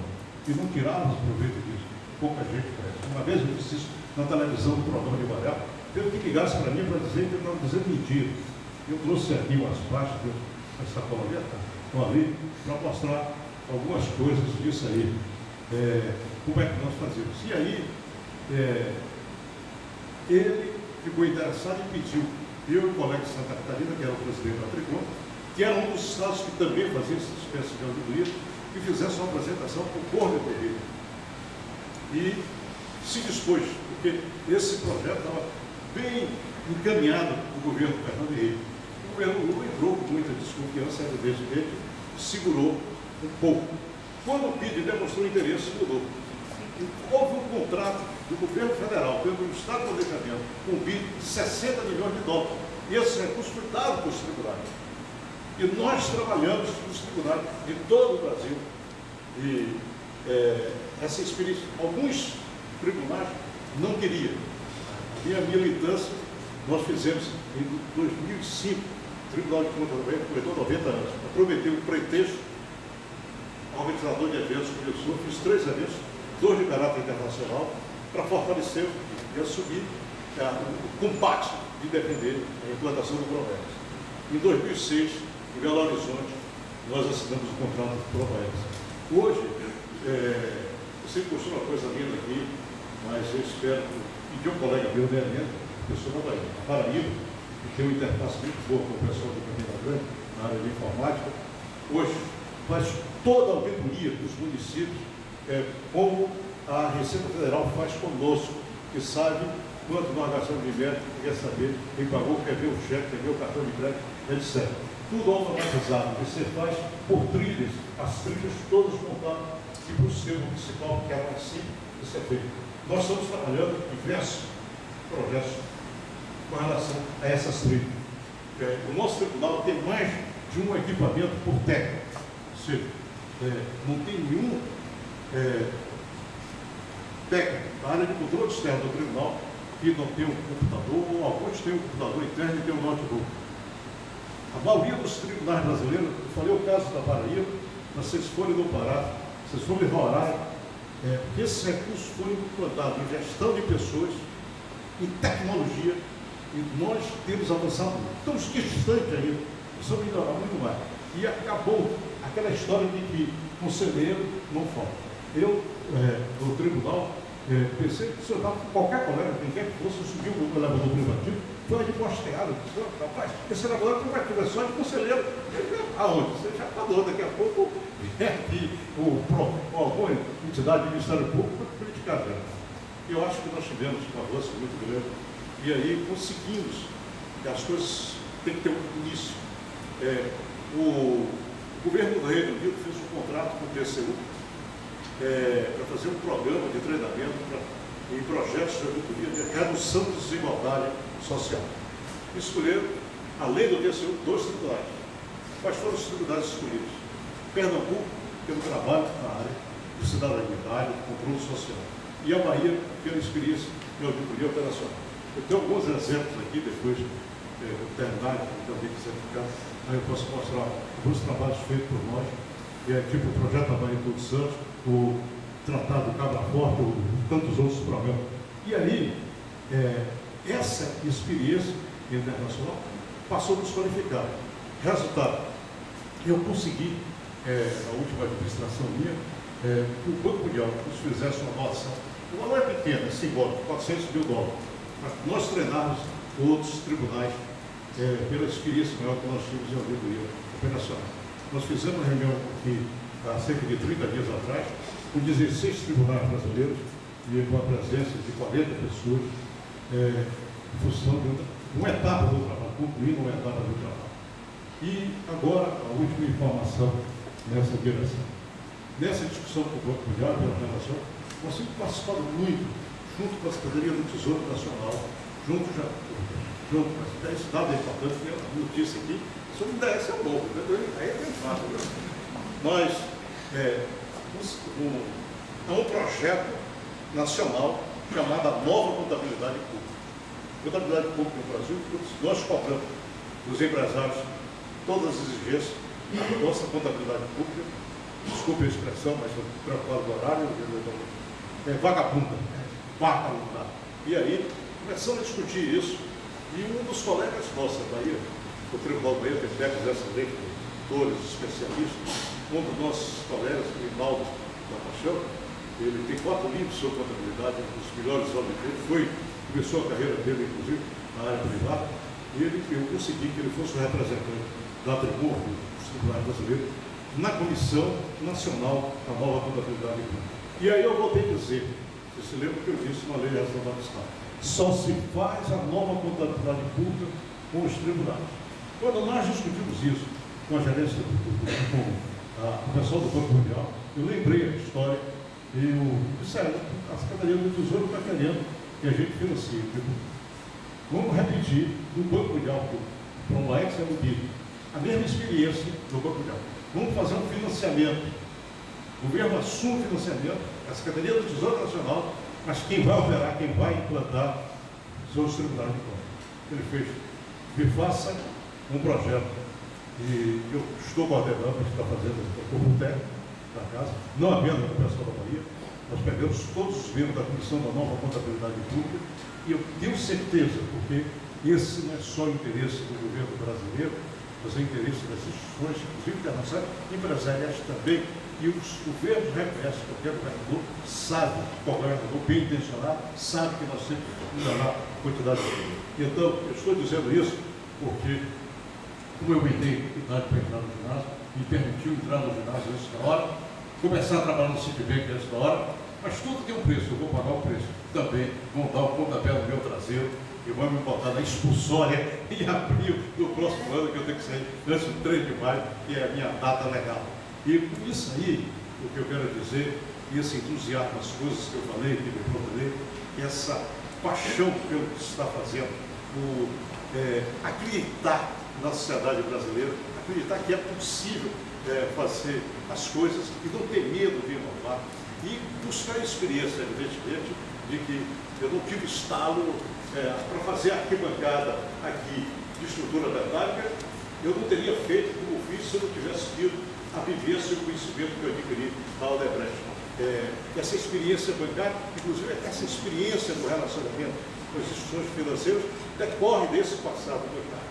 Então, esse tipo de vivência tem me ajudado. Então, hoje, quando eu comecei essa negociação, e fui ao Rio de Janeiro, uma semana que eu tinha estado no Rio, voltei aqui para ter uma sessão, nós estamos discutindo o plano de carreira, eu fui à noite, cheguei meia-noite na sessão, vou pedir às 8 horas. O diretor do PIB, que estava negociando, do Banco Mundial, estava negociando isso conosco, embarcou às 18 horas para os Estados Unidos. Então tinha que ser tudo cronometrado. E aí, as pessoas mais próximas ali do tribunal disseram, Manuel, eu estou entendendo, você vai sair, vai se aposentar, você está se chateando aqui, por que você está fazendo isso? Deixa esse negócio aí, rapaz, deixa de lado. Se nada, pelo contrário, agora eu estou com toda a corda, vamos em frente. Então, não posso concluir isso sem fazer uma referência muito importante.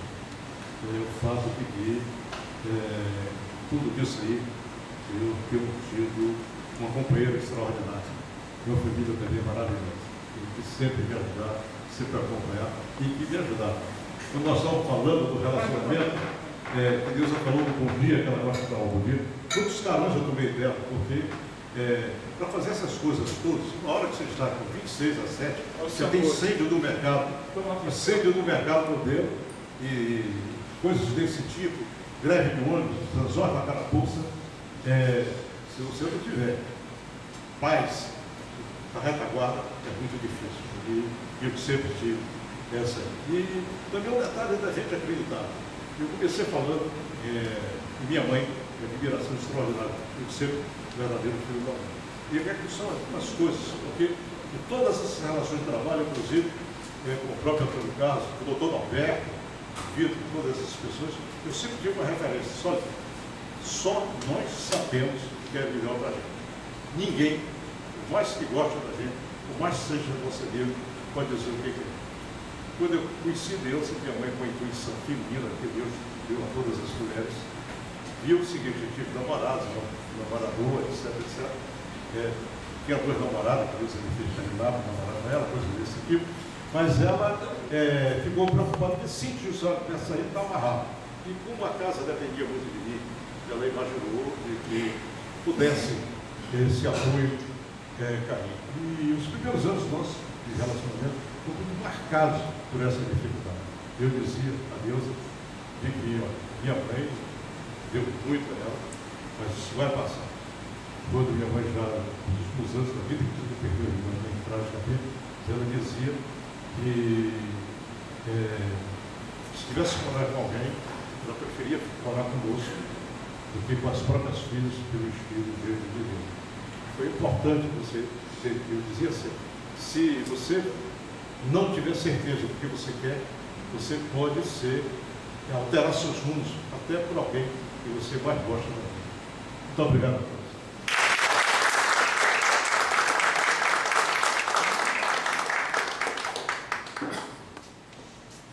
Você quer alguma contra-resposta às perguntas? Marcos, eu quero fazer uma orientação antes das perguntas. Eu quero pedir a aqueles que querem fazer perguntas, que, por favor, sejamos objetivos. Vamos evitar fazer um discurso que antecede a pergunta, para a gente privilegiar a resposta do nosso convidado. Dona Neuza. Não, a única coisa que eu quero dizer é que tudo que ele fez com muita humildade. Ele falava pouco, mostrava pouco, e eu ficava muito chateada com isso, porque um dia a irmã dele me perguntou o que é que ele está fazendo na prefeitura que eu não vejo. Eu digo, claro que você não pode ver. Você mora no Canela e seus filhos estudam no Maris. Agora, cheguei para ele e disse, trate de mostrar o que você está fazendo. Eu disse, mas se eu botar na televisão, 1 minuto de televisão é menos um canal que eu faço, menos uma rua que eu faço. Eu disse, consiga um transporte e comece a sair com as pessoas que sejam multiplicadores para mostrar. E aí ele fez isso a primeira vez com a família, inclusive com essa irmã dele, depois com os colegas e por último com alguns amigos do pessoal, algumas pessoas da igreja, companheiros nossos, e foi aí que as coisas ficaram mais divulgadas, porque ninguém sabia da contenção de São Caetano, das escadarias do Engenheiro de Brotas e etc. Então eu acho que a humildade dele foi muito grande, talvez por isso pouca gente soubesse tudo que foi feito nessa cidade, porque não foi feito onde nós andamos.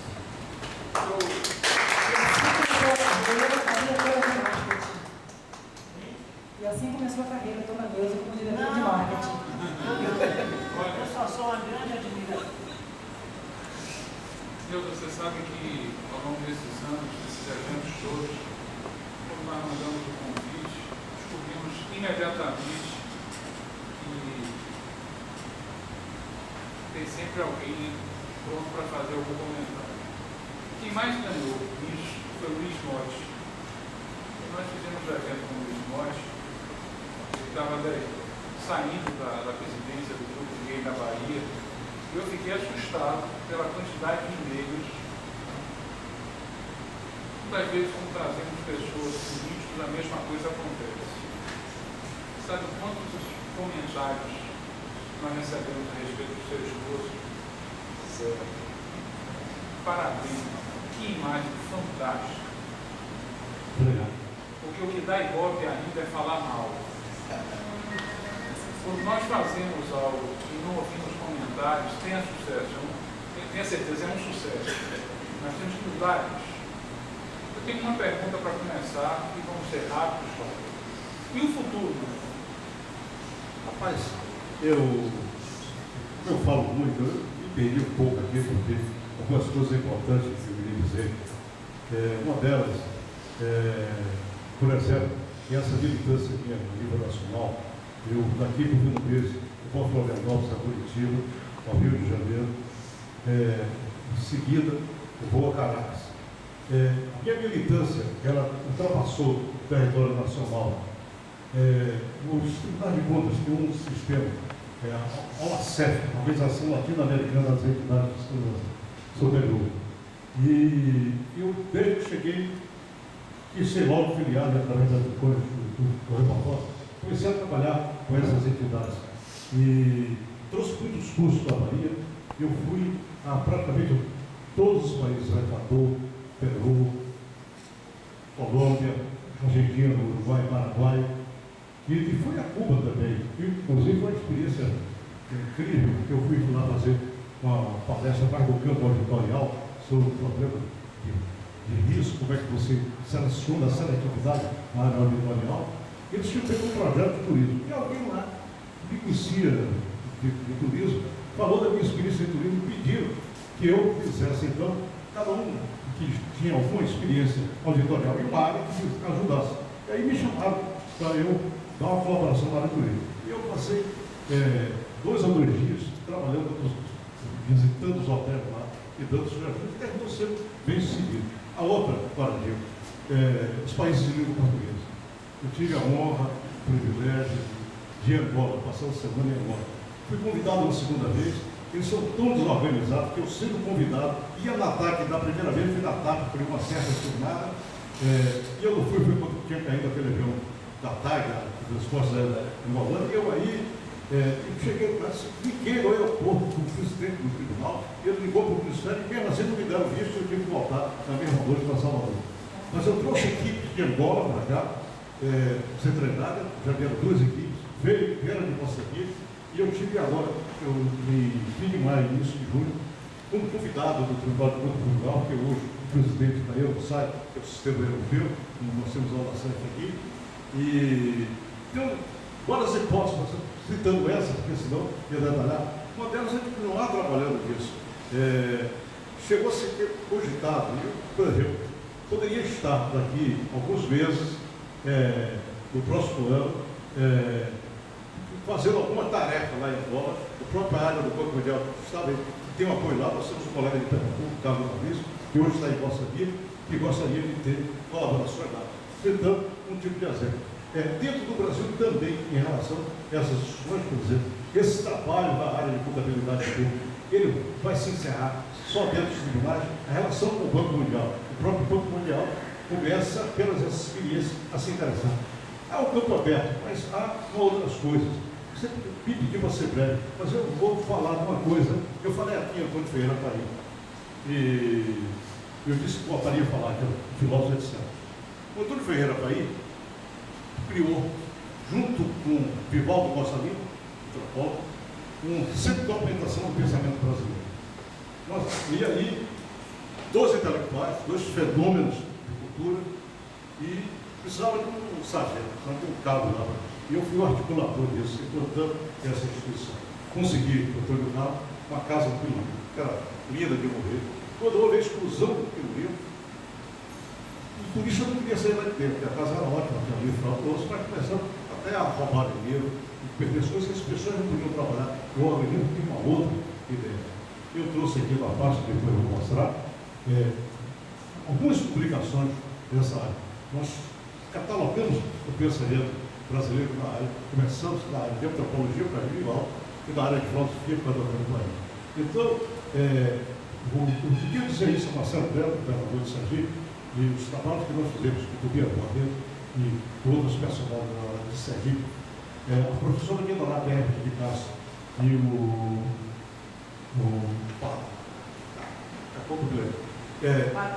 Padinheiro, tem uma publicação, a História das Ideias Filosóficas da Bahia, que foi editada, inclusive, junto com os beneditinos. Essa entidade teve que sair do Picuí, ficou hospedada na Fundação Clemente Mariani. A Fundação Clemente Mariani desistiu, se estava muito caro manter certas coisas, e deu um prazo para nós sairmos até o final do ano. Eu, segunda-feira à tarde, às 16 horas, eu estava na audiência com o reitor da Universidade Católica, Zé Carlos Almeida, que nós estamos trabalhando e negociando a transferência dessa instituição para a área da Católica, em termos de espaço. E eu estou com um compromisso, entre outras coisas, de dar continuidade a ela, que o país está com 84 anos e Vivaldo, lamentavelmente, já é falecido. Então, há atividades que eu faço permanentemente desconhecida no grande público. Então, isso não falta de fazer. E falta tempo. Eu já estou preocupado, porque eu assumi tantos compromissos que eu ia fazer depois da aposentadoria, e agora já estou até atrapalhado. Vou precisar até da sua agendia aí, está mais completa do que é. Perguntas?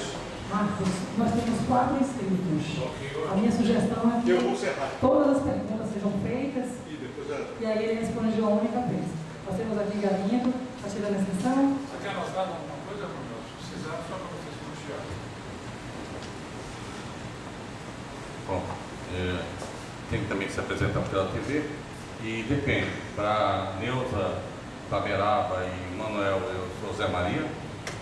Para Silvio Matoso, para Vinícius Sogalente, para outros aqui, eu sou Vasquez, né? Eu sou invertebrado gasoso.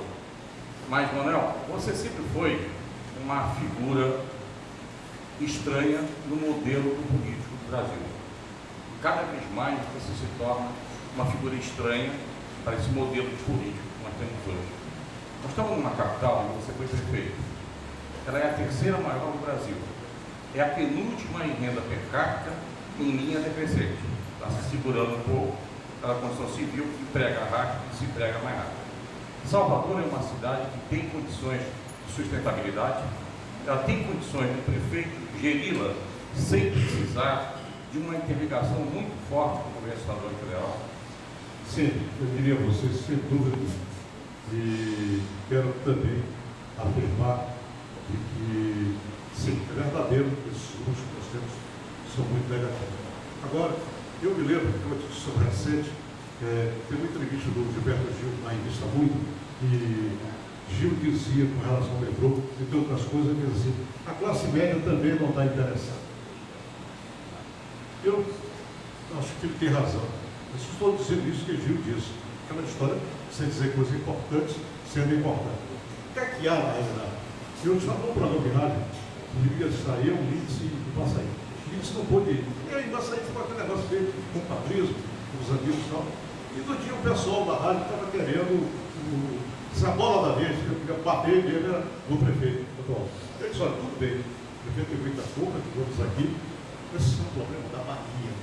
esse não é um problema da prefeitura, esse é um problema do governador do Estado, é do partido, é da Igreja Católica, é da Igreja Universal, é do Candomblé, é de Gil de Caetano, é de Ivete Sangalo, é de Cláudia Leite, é de todos nós. Quer dizer, a sociedade tem se cobrado muito do político e da sociedade. Agora, eu me pergunto, vou responder a sua pergunta, que teve a melhor da intenção, me permita responder com uma provocação.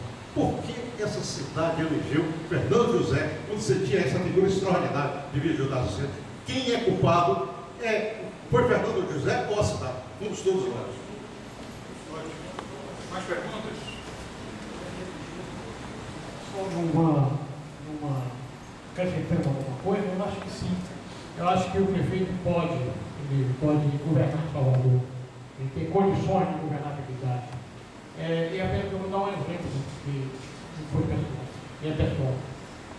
Quando o Manuel foi indicado prefeito de Salvador, ele recebeu o anteprojeto da lei de ocupação de solo da cidade de Salvador. Eu fui secretário do Dr. Renan Valieiro, que o precedeu, do Ordem Fiscal de Planejamento da Prefeitura. E eu não tinha muita expectativa, nem muita esperança que o Manuel conseguisse, porque eu já sabia de antemão que ele tinha uma Câmara totalmente contrária à política que ele desenvolvia. No entanto, ele conseguiu, nós conseguimos terminar a lei a ponto de levar a aprovação do prefeito, o doutor Renan, meu exemplo de probidade, meu exemplo de honestidade, além de outras coisas que eu poderia falar aqui muito tempo, não vou falar, bem do doutor Renan Valieiro, mas que teve o Manuel, posteriormente, conseguiu fazer com que esse anteprojeto de lei se transformasse numa lei na década de 80, início da década de 80, e que ainda hoje está vigendo e que ainda hoje é a base do que há de melhor do urbanismo em Salvador. Então, nesses termos, eu acredito que é uma questão do foro íntimo, é uma questão do comportamento, é uma questão da forma de ser do prefeito, inclusive ampliando o elogio ao doutor Virgílio Dado, que tanto fez pela Bahia, e ao Manuel também, que tanto fez. Se ele foi reconhecido ou não, acredito que foi, né? Eu não posso nem falar muito mais tempo, porque eu sou um grande admirador do Manuel. Então, nesses termos, eu creio que depende mais, sem querer, obviamente, porque pertence ao pleno secretariado do atual prefeito, obviamente se está nenhum prefeito, mas eu creio que é possível governar Salvador, com certeza.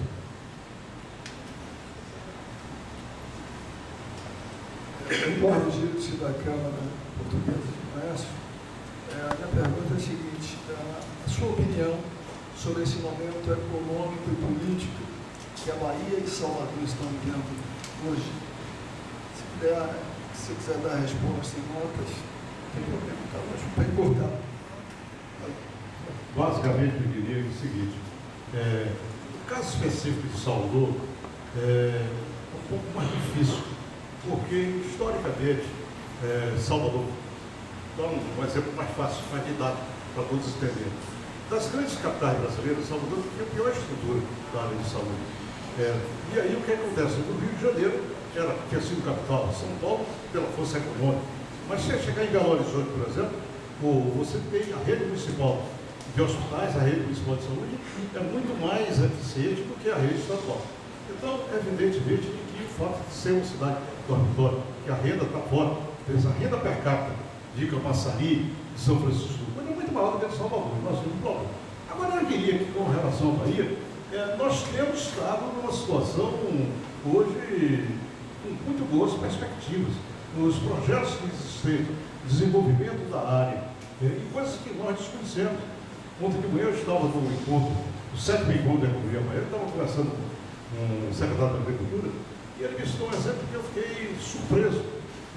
Estava comentando sobre o programa do agronegócio, e aí ele me disse, por exemplo, eu falando uma coisa parecida com o que o presidente da BIC me perguntou, o problema de renda, essa parte desse negócio do agronegócio, nós estamos com muitas dificuldades e tal.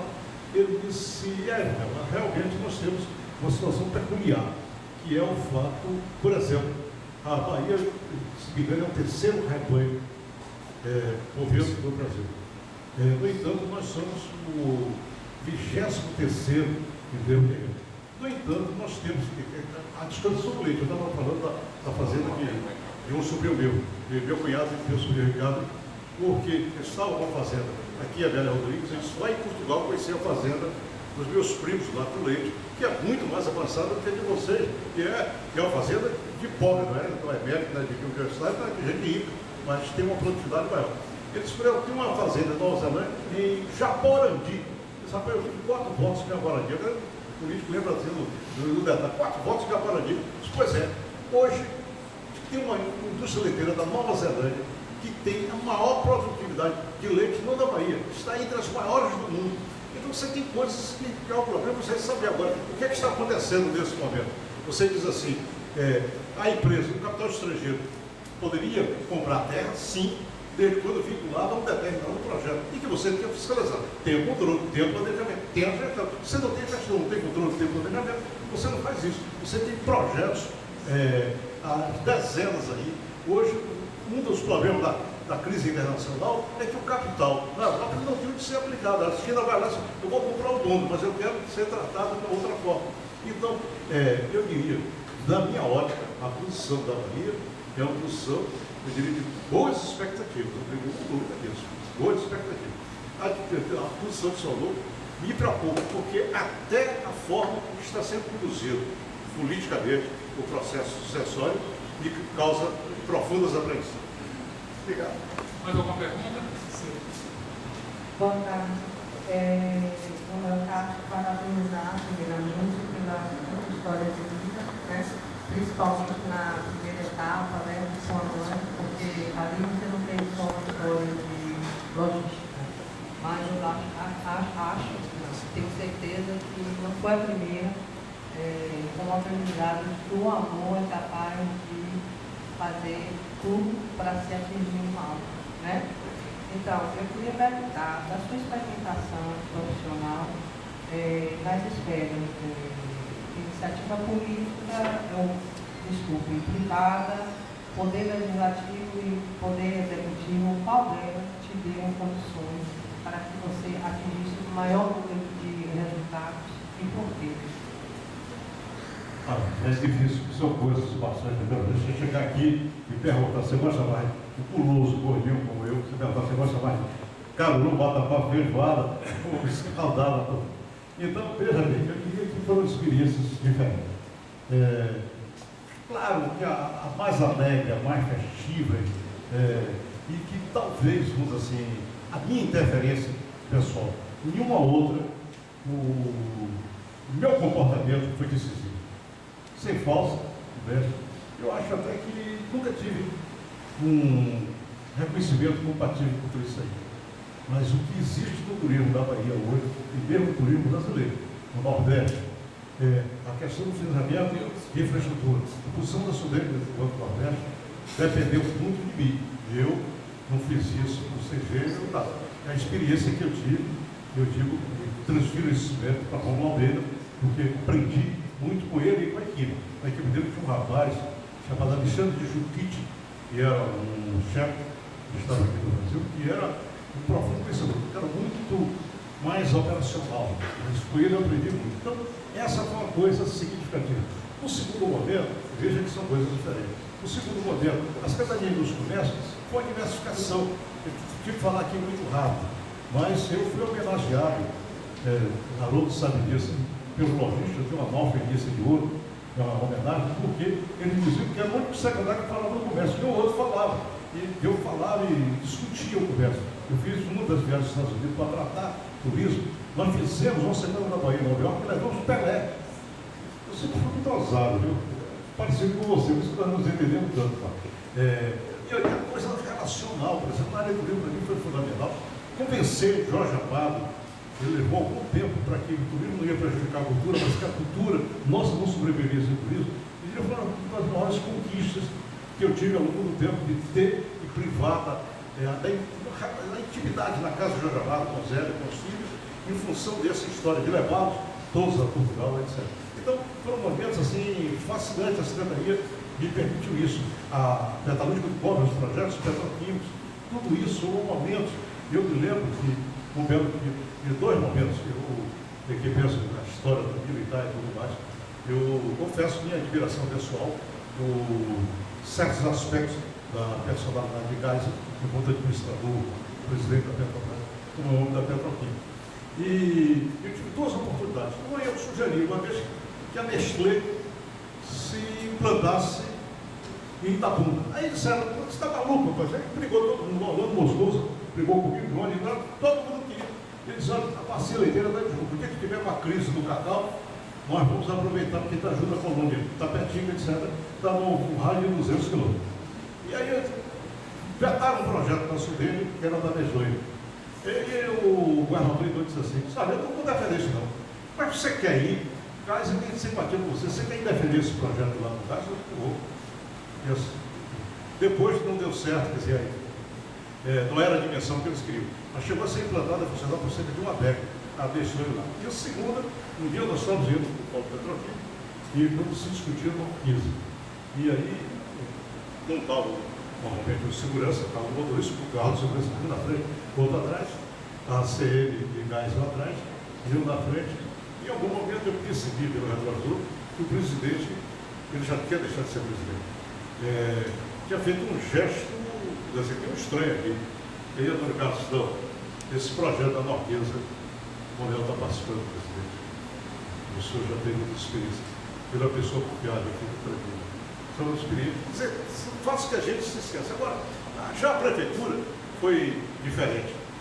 Eu depois quis ser prefeito, porque achei que a área da prefeitura, ela não proporcionou esses momentos, vamos dizer assim, de alegria, de lazer que há nos comércios do Rio. Mas a relação com a população era muito mais fácil. A prefeitura é uma experiência realmente indescritível e fascinante, até porque, e sofrida, porque você, na hora que você faz, inaugura uma avenida, inaugura tudo, sempre alguém vai dizer que um pedacinho de acesso à casa dele está quebrado e que tal coisa tem que resolver. Eu me lembro que, poucos dias na prefeitura, tocou o telefone, que tinha sido do Bandeira, em 69, 71, estava na prefeitura, e em 83, tinha mais de 10 anos, um colega meu ligou e disse, "Você é fulano", era 11h30 da noite, a rua está enchendo. Ele ligou como se fosse um condomínio, vinha resolver esse problema aqui. Então, deu vontade de mandar ele para outro lugar, mas coisas dessa acontecem, veja bem. E são coisas diferentes. Eu diria que infelizmente eu choro muito pouco. Eu fui treinado por força das circunstâncias a não ter isso. Mas um dos dias, e quando eu tive que despedir, que saí lá do apartamento do meu colega, eu não consegui conter as lágrimas quando saí da tela. E vim sabendo que para mim era importante. E confesso, inclusive, que uma das razões é que eu tinha certeza de que dificilmente, na conjuntura, pelo estilo de política que eu fazia, que eu não iria conseguir uma nova reeleição. E vi, na última eleição, o que aconteceu. Quando eu vejo parlamentares sem expressão terem 200 mil votos e vejo pessoas, Jorge Moura e Luiz Carreiro, não conseguiram a eleição. Então, essa é uma situação. Por isso, eu teria respondido daquela forma, para criar consciência como é que a população reage disso. O povo sabe muito, mas não sabe tudo. Em algum momento, às vezes, ele também erra, mesmo o povo. E isso, então essa atividade parlamentar, eu durante muito tempo tive uma inveja danada com o ex-colega meu, Roberto Souto. Roberto Souto foi líder do governo Collor. No entanto, ele foi presidente do TCU. Eu diria que o TCU de hoje deve muito a Roberto Souto. E ele se aposentou com 70 anos e conseguiu se eleger. Foi para a segunda reeleição e não conseguiu. Eu disse, rapaz, eu vou tentar fazer isso. Quando ele chegou a segunda, aí começaram alguns problemas de saúde, aí duas cateterias, um problema cardiológico, e a dona Neuza dali, não quer mais esse pedra, negócio de fique aqui. Mas, vamos dizer, se a política fosse um pouco melhor do que está, você não tivesse, muitas vezes, para sobreviver, um custo muito grande. Você fica sempre na fronteira da dignidade. Então, em função disso aí, não, mas se eu tivesse um sistema mais justo, ou se eu tivesse a visão da população, o nível de educação, eu não teria nenhuma dúvida, mesmo como da mesa, eu me candidataria a governar.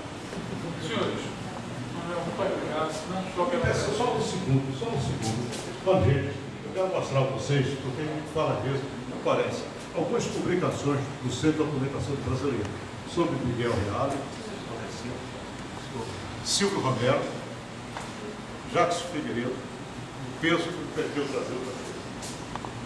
Um dicionário bibliográfico de autores brasileiros e uma publicação recente que eu me referi, História das Ideias Filosóficas, na Bahia, da professora de Dorá, essas são algumas publicações. Eu estive, para vocês terem ideia, em 92, eu ganhei um prêmio fazendo um trabalho sobre a questão fiscal da área do fumo, que prejudicava a lavoura fumageira aqui da Bahia, em detrimento da Souza Cruz e da indústria cigarreira. E a sua dica que indicou, e eu terminei esse estudo, eu passei 18 dias na Alemanha. Bom, foi o ano que eu fui candidato a prefeito e eu pedi lá uma programação.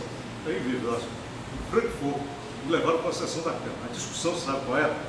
Era os donos de automóveis, transporte individual, brigando com o transporte coletivo. A discussão era o direito a 30 segundos, a mais ou a menos, nas sinaleiras dos cruzamentos na área central do Frankfurt. Veja que coisa, né? O dia que chega lá, isso é 92, foi a discussão. A outra, e aí, quando nós estávamos lá, eu estava visitando uma daquelas entidades da área cultural, aquela fundação do governo, e entrei lá, eu até não tinha muita experiência, entrei no site para ver o Centro de Apresentação do Pensamento Brasileiro. Essa entidade, ela é muito mais acionada, mais do dobro em relação a acadêmicos, professores, estudantes de todo o mundo e do próprio caso brasileiro. E hoje nós estamos lutando pela sobrevivência. Eu consegui, no governo dos anteriores, 2 bibliotecárias. E me lembro quando veio o novo governo, eu fui conversar com o secretário do governo, que é meu amigo, hoje conselheiro do tribunal, o Leopoldo Matos, e foi falar, disse assim, muita coisa de manifesto, essas coisas de manifesto é coisa do Carneiro, deixa pra lá, deixa pra lá. E hoje nós estamos lutando pela sobrevivência. Vamos ser obrigados que foi um contrato difícil, porque nós queremos o espaço da Católica, nós queremos ser lá dentro, isoladamente, temos autonomia em relação a isso. Agora,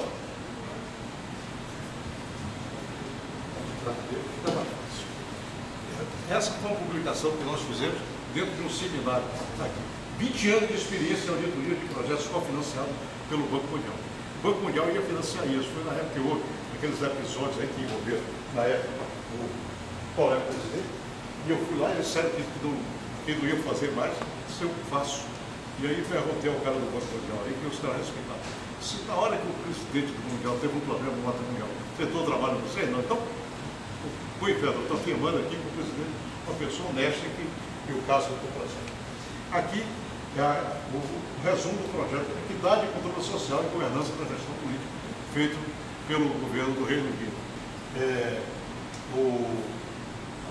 Por causa da coisa do PID, que o trabalho que nós temos a nível nacional, nós temos aqui palavras e expressões da língua inglesa utilizadas em contrato de empréstimo internacionais, PID, nós distribuímos para todo o Brasil. É assim, filho, mas para informar. Nós temos um grupo lá, normas de projetos de auditoria governamental aplicáveis ao controle externo brasileiro. O sistema de controle, você tem uma FIFA, a FIFA não está dando ordem aqui na futebol, em auditoria, tudo que se faz, público ou privado, é com a Intosai.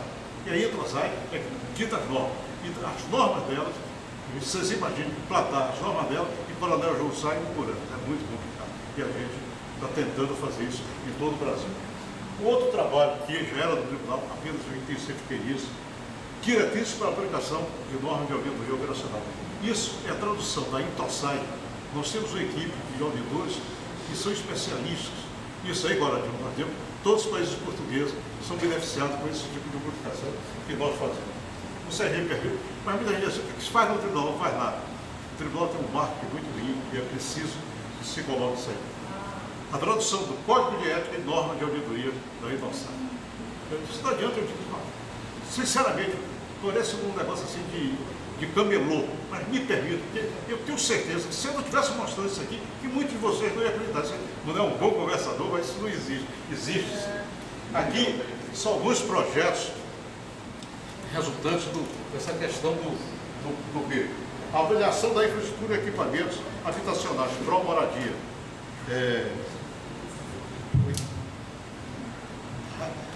Obrigado.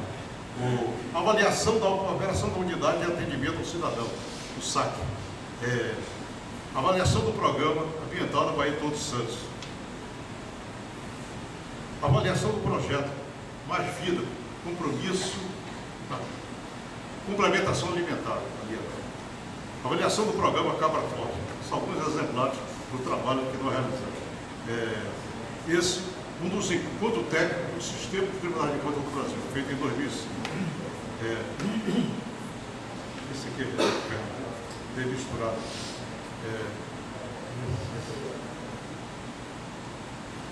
Não vi o caso. Agora, Está de bom tamanho, os demais são traduções em relação a isso. E por último, porque eu não vou precisar abrir, nós fizemos o selo Aleomar Baleiro, nós editamos as teses de mestrado, de doutorado, com trabalhos técnicos de relevante valor. Nós temos 8 publicações no período de 2005 para cá. Começou comigo da presidência, mas foi mantido 2 últimos prefeitos dessa gestão. Isso nós distribuímos por todos os tribunais brasileiros. Essa é uma área que nós temos deficiência de fontes de referência de língua prática e tem sido fundamental para os países de língua portuguesa. Desculpe, senhor, até para dar hoje, quero mais.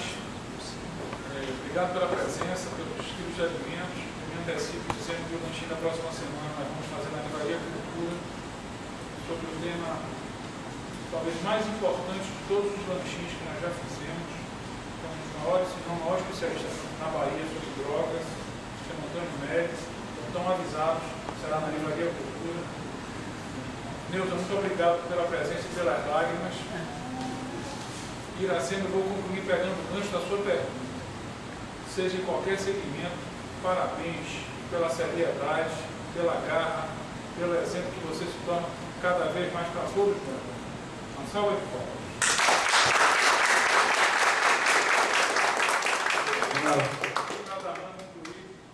Muito obrigado por essa tarde enriquecedora. Em nome da equipe que consiste, eu vim entregar esse presente. Nele você vai encontrar coisas preciosas. Com certeza, isso aqui só tem coisas preciosas. Inclusive isso é rebelde. Vamos tirar uma foto? Vamos.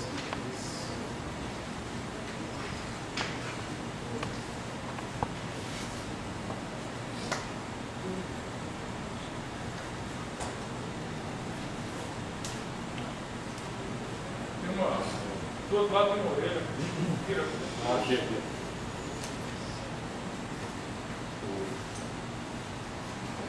Aí está o nosso recurso mais caro. Eu só não fui reprovado em trabalho manual, acho que eu era bom aluno nas outras disciplinas. Muito bem, é verdade. Essa questão do tempo é fundamental. Aliás, essa é a nossa... Me adora disso, eu tenho certeza que você vai... Senhor, vamos tirar agora rapidamente uma foto. Tira uma foto de vocês.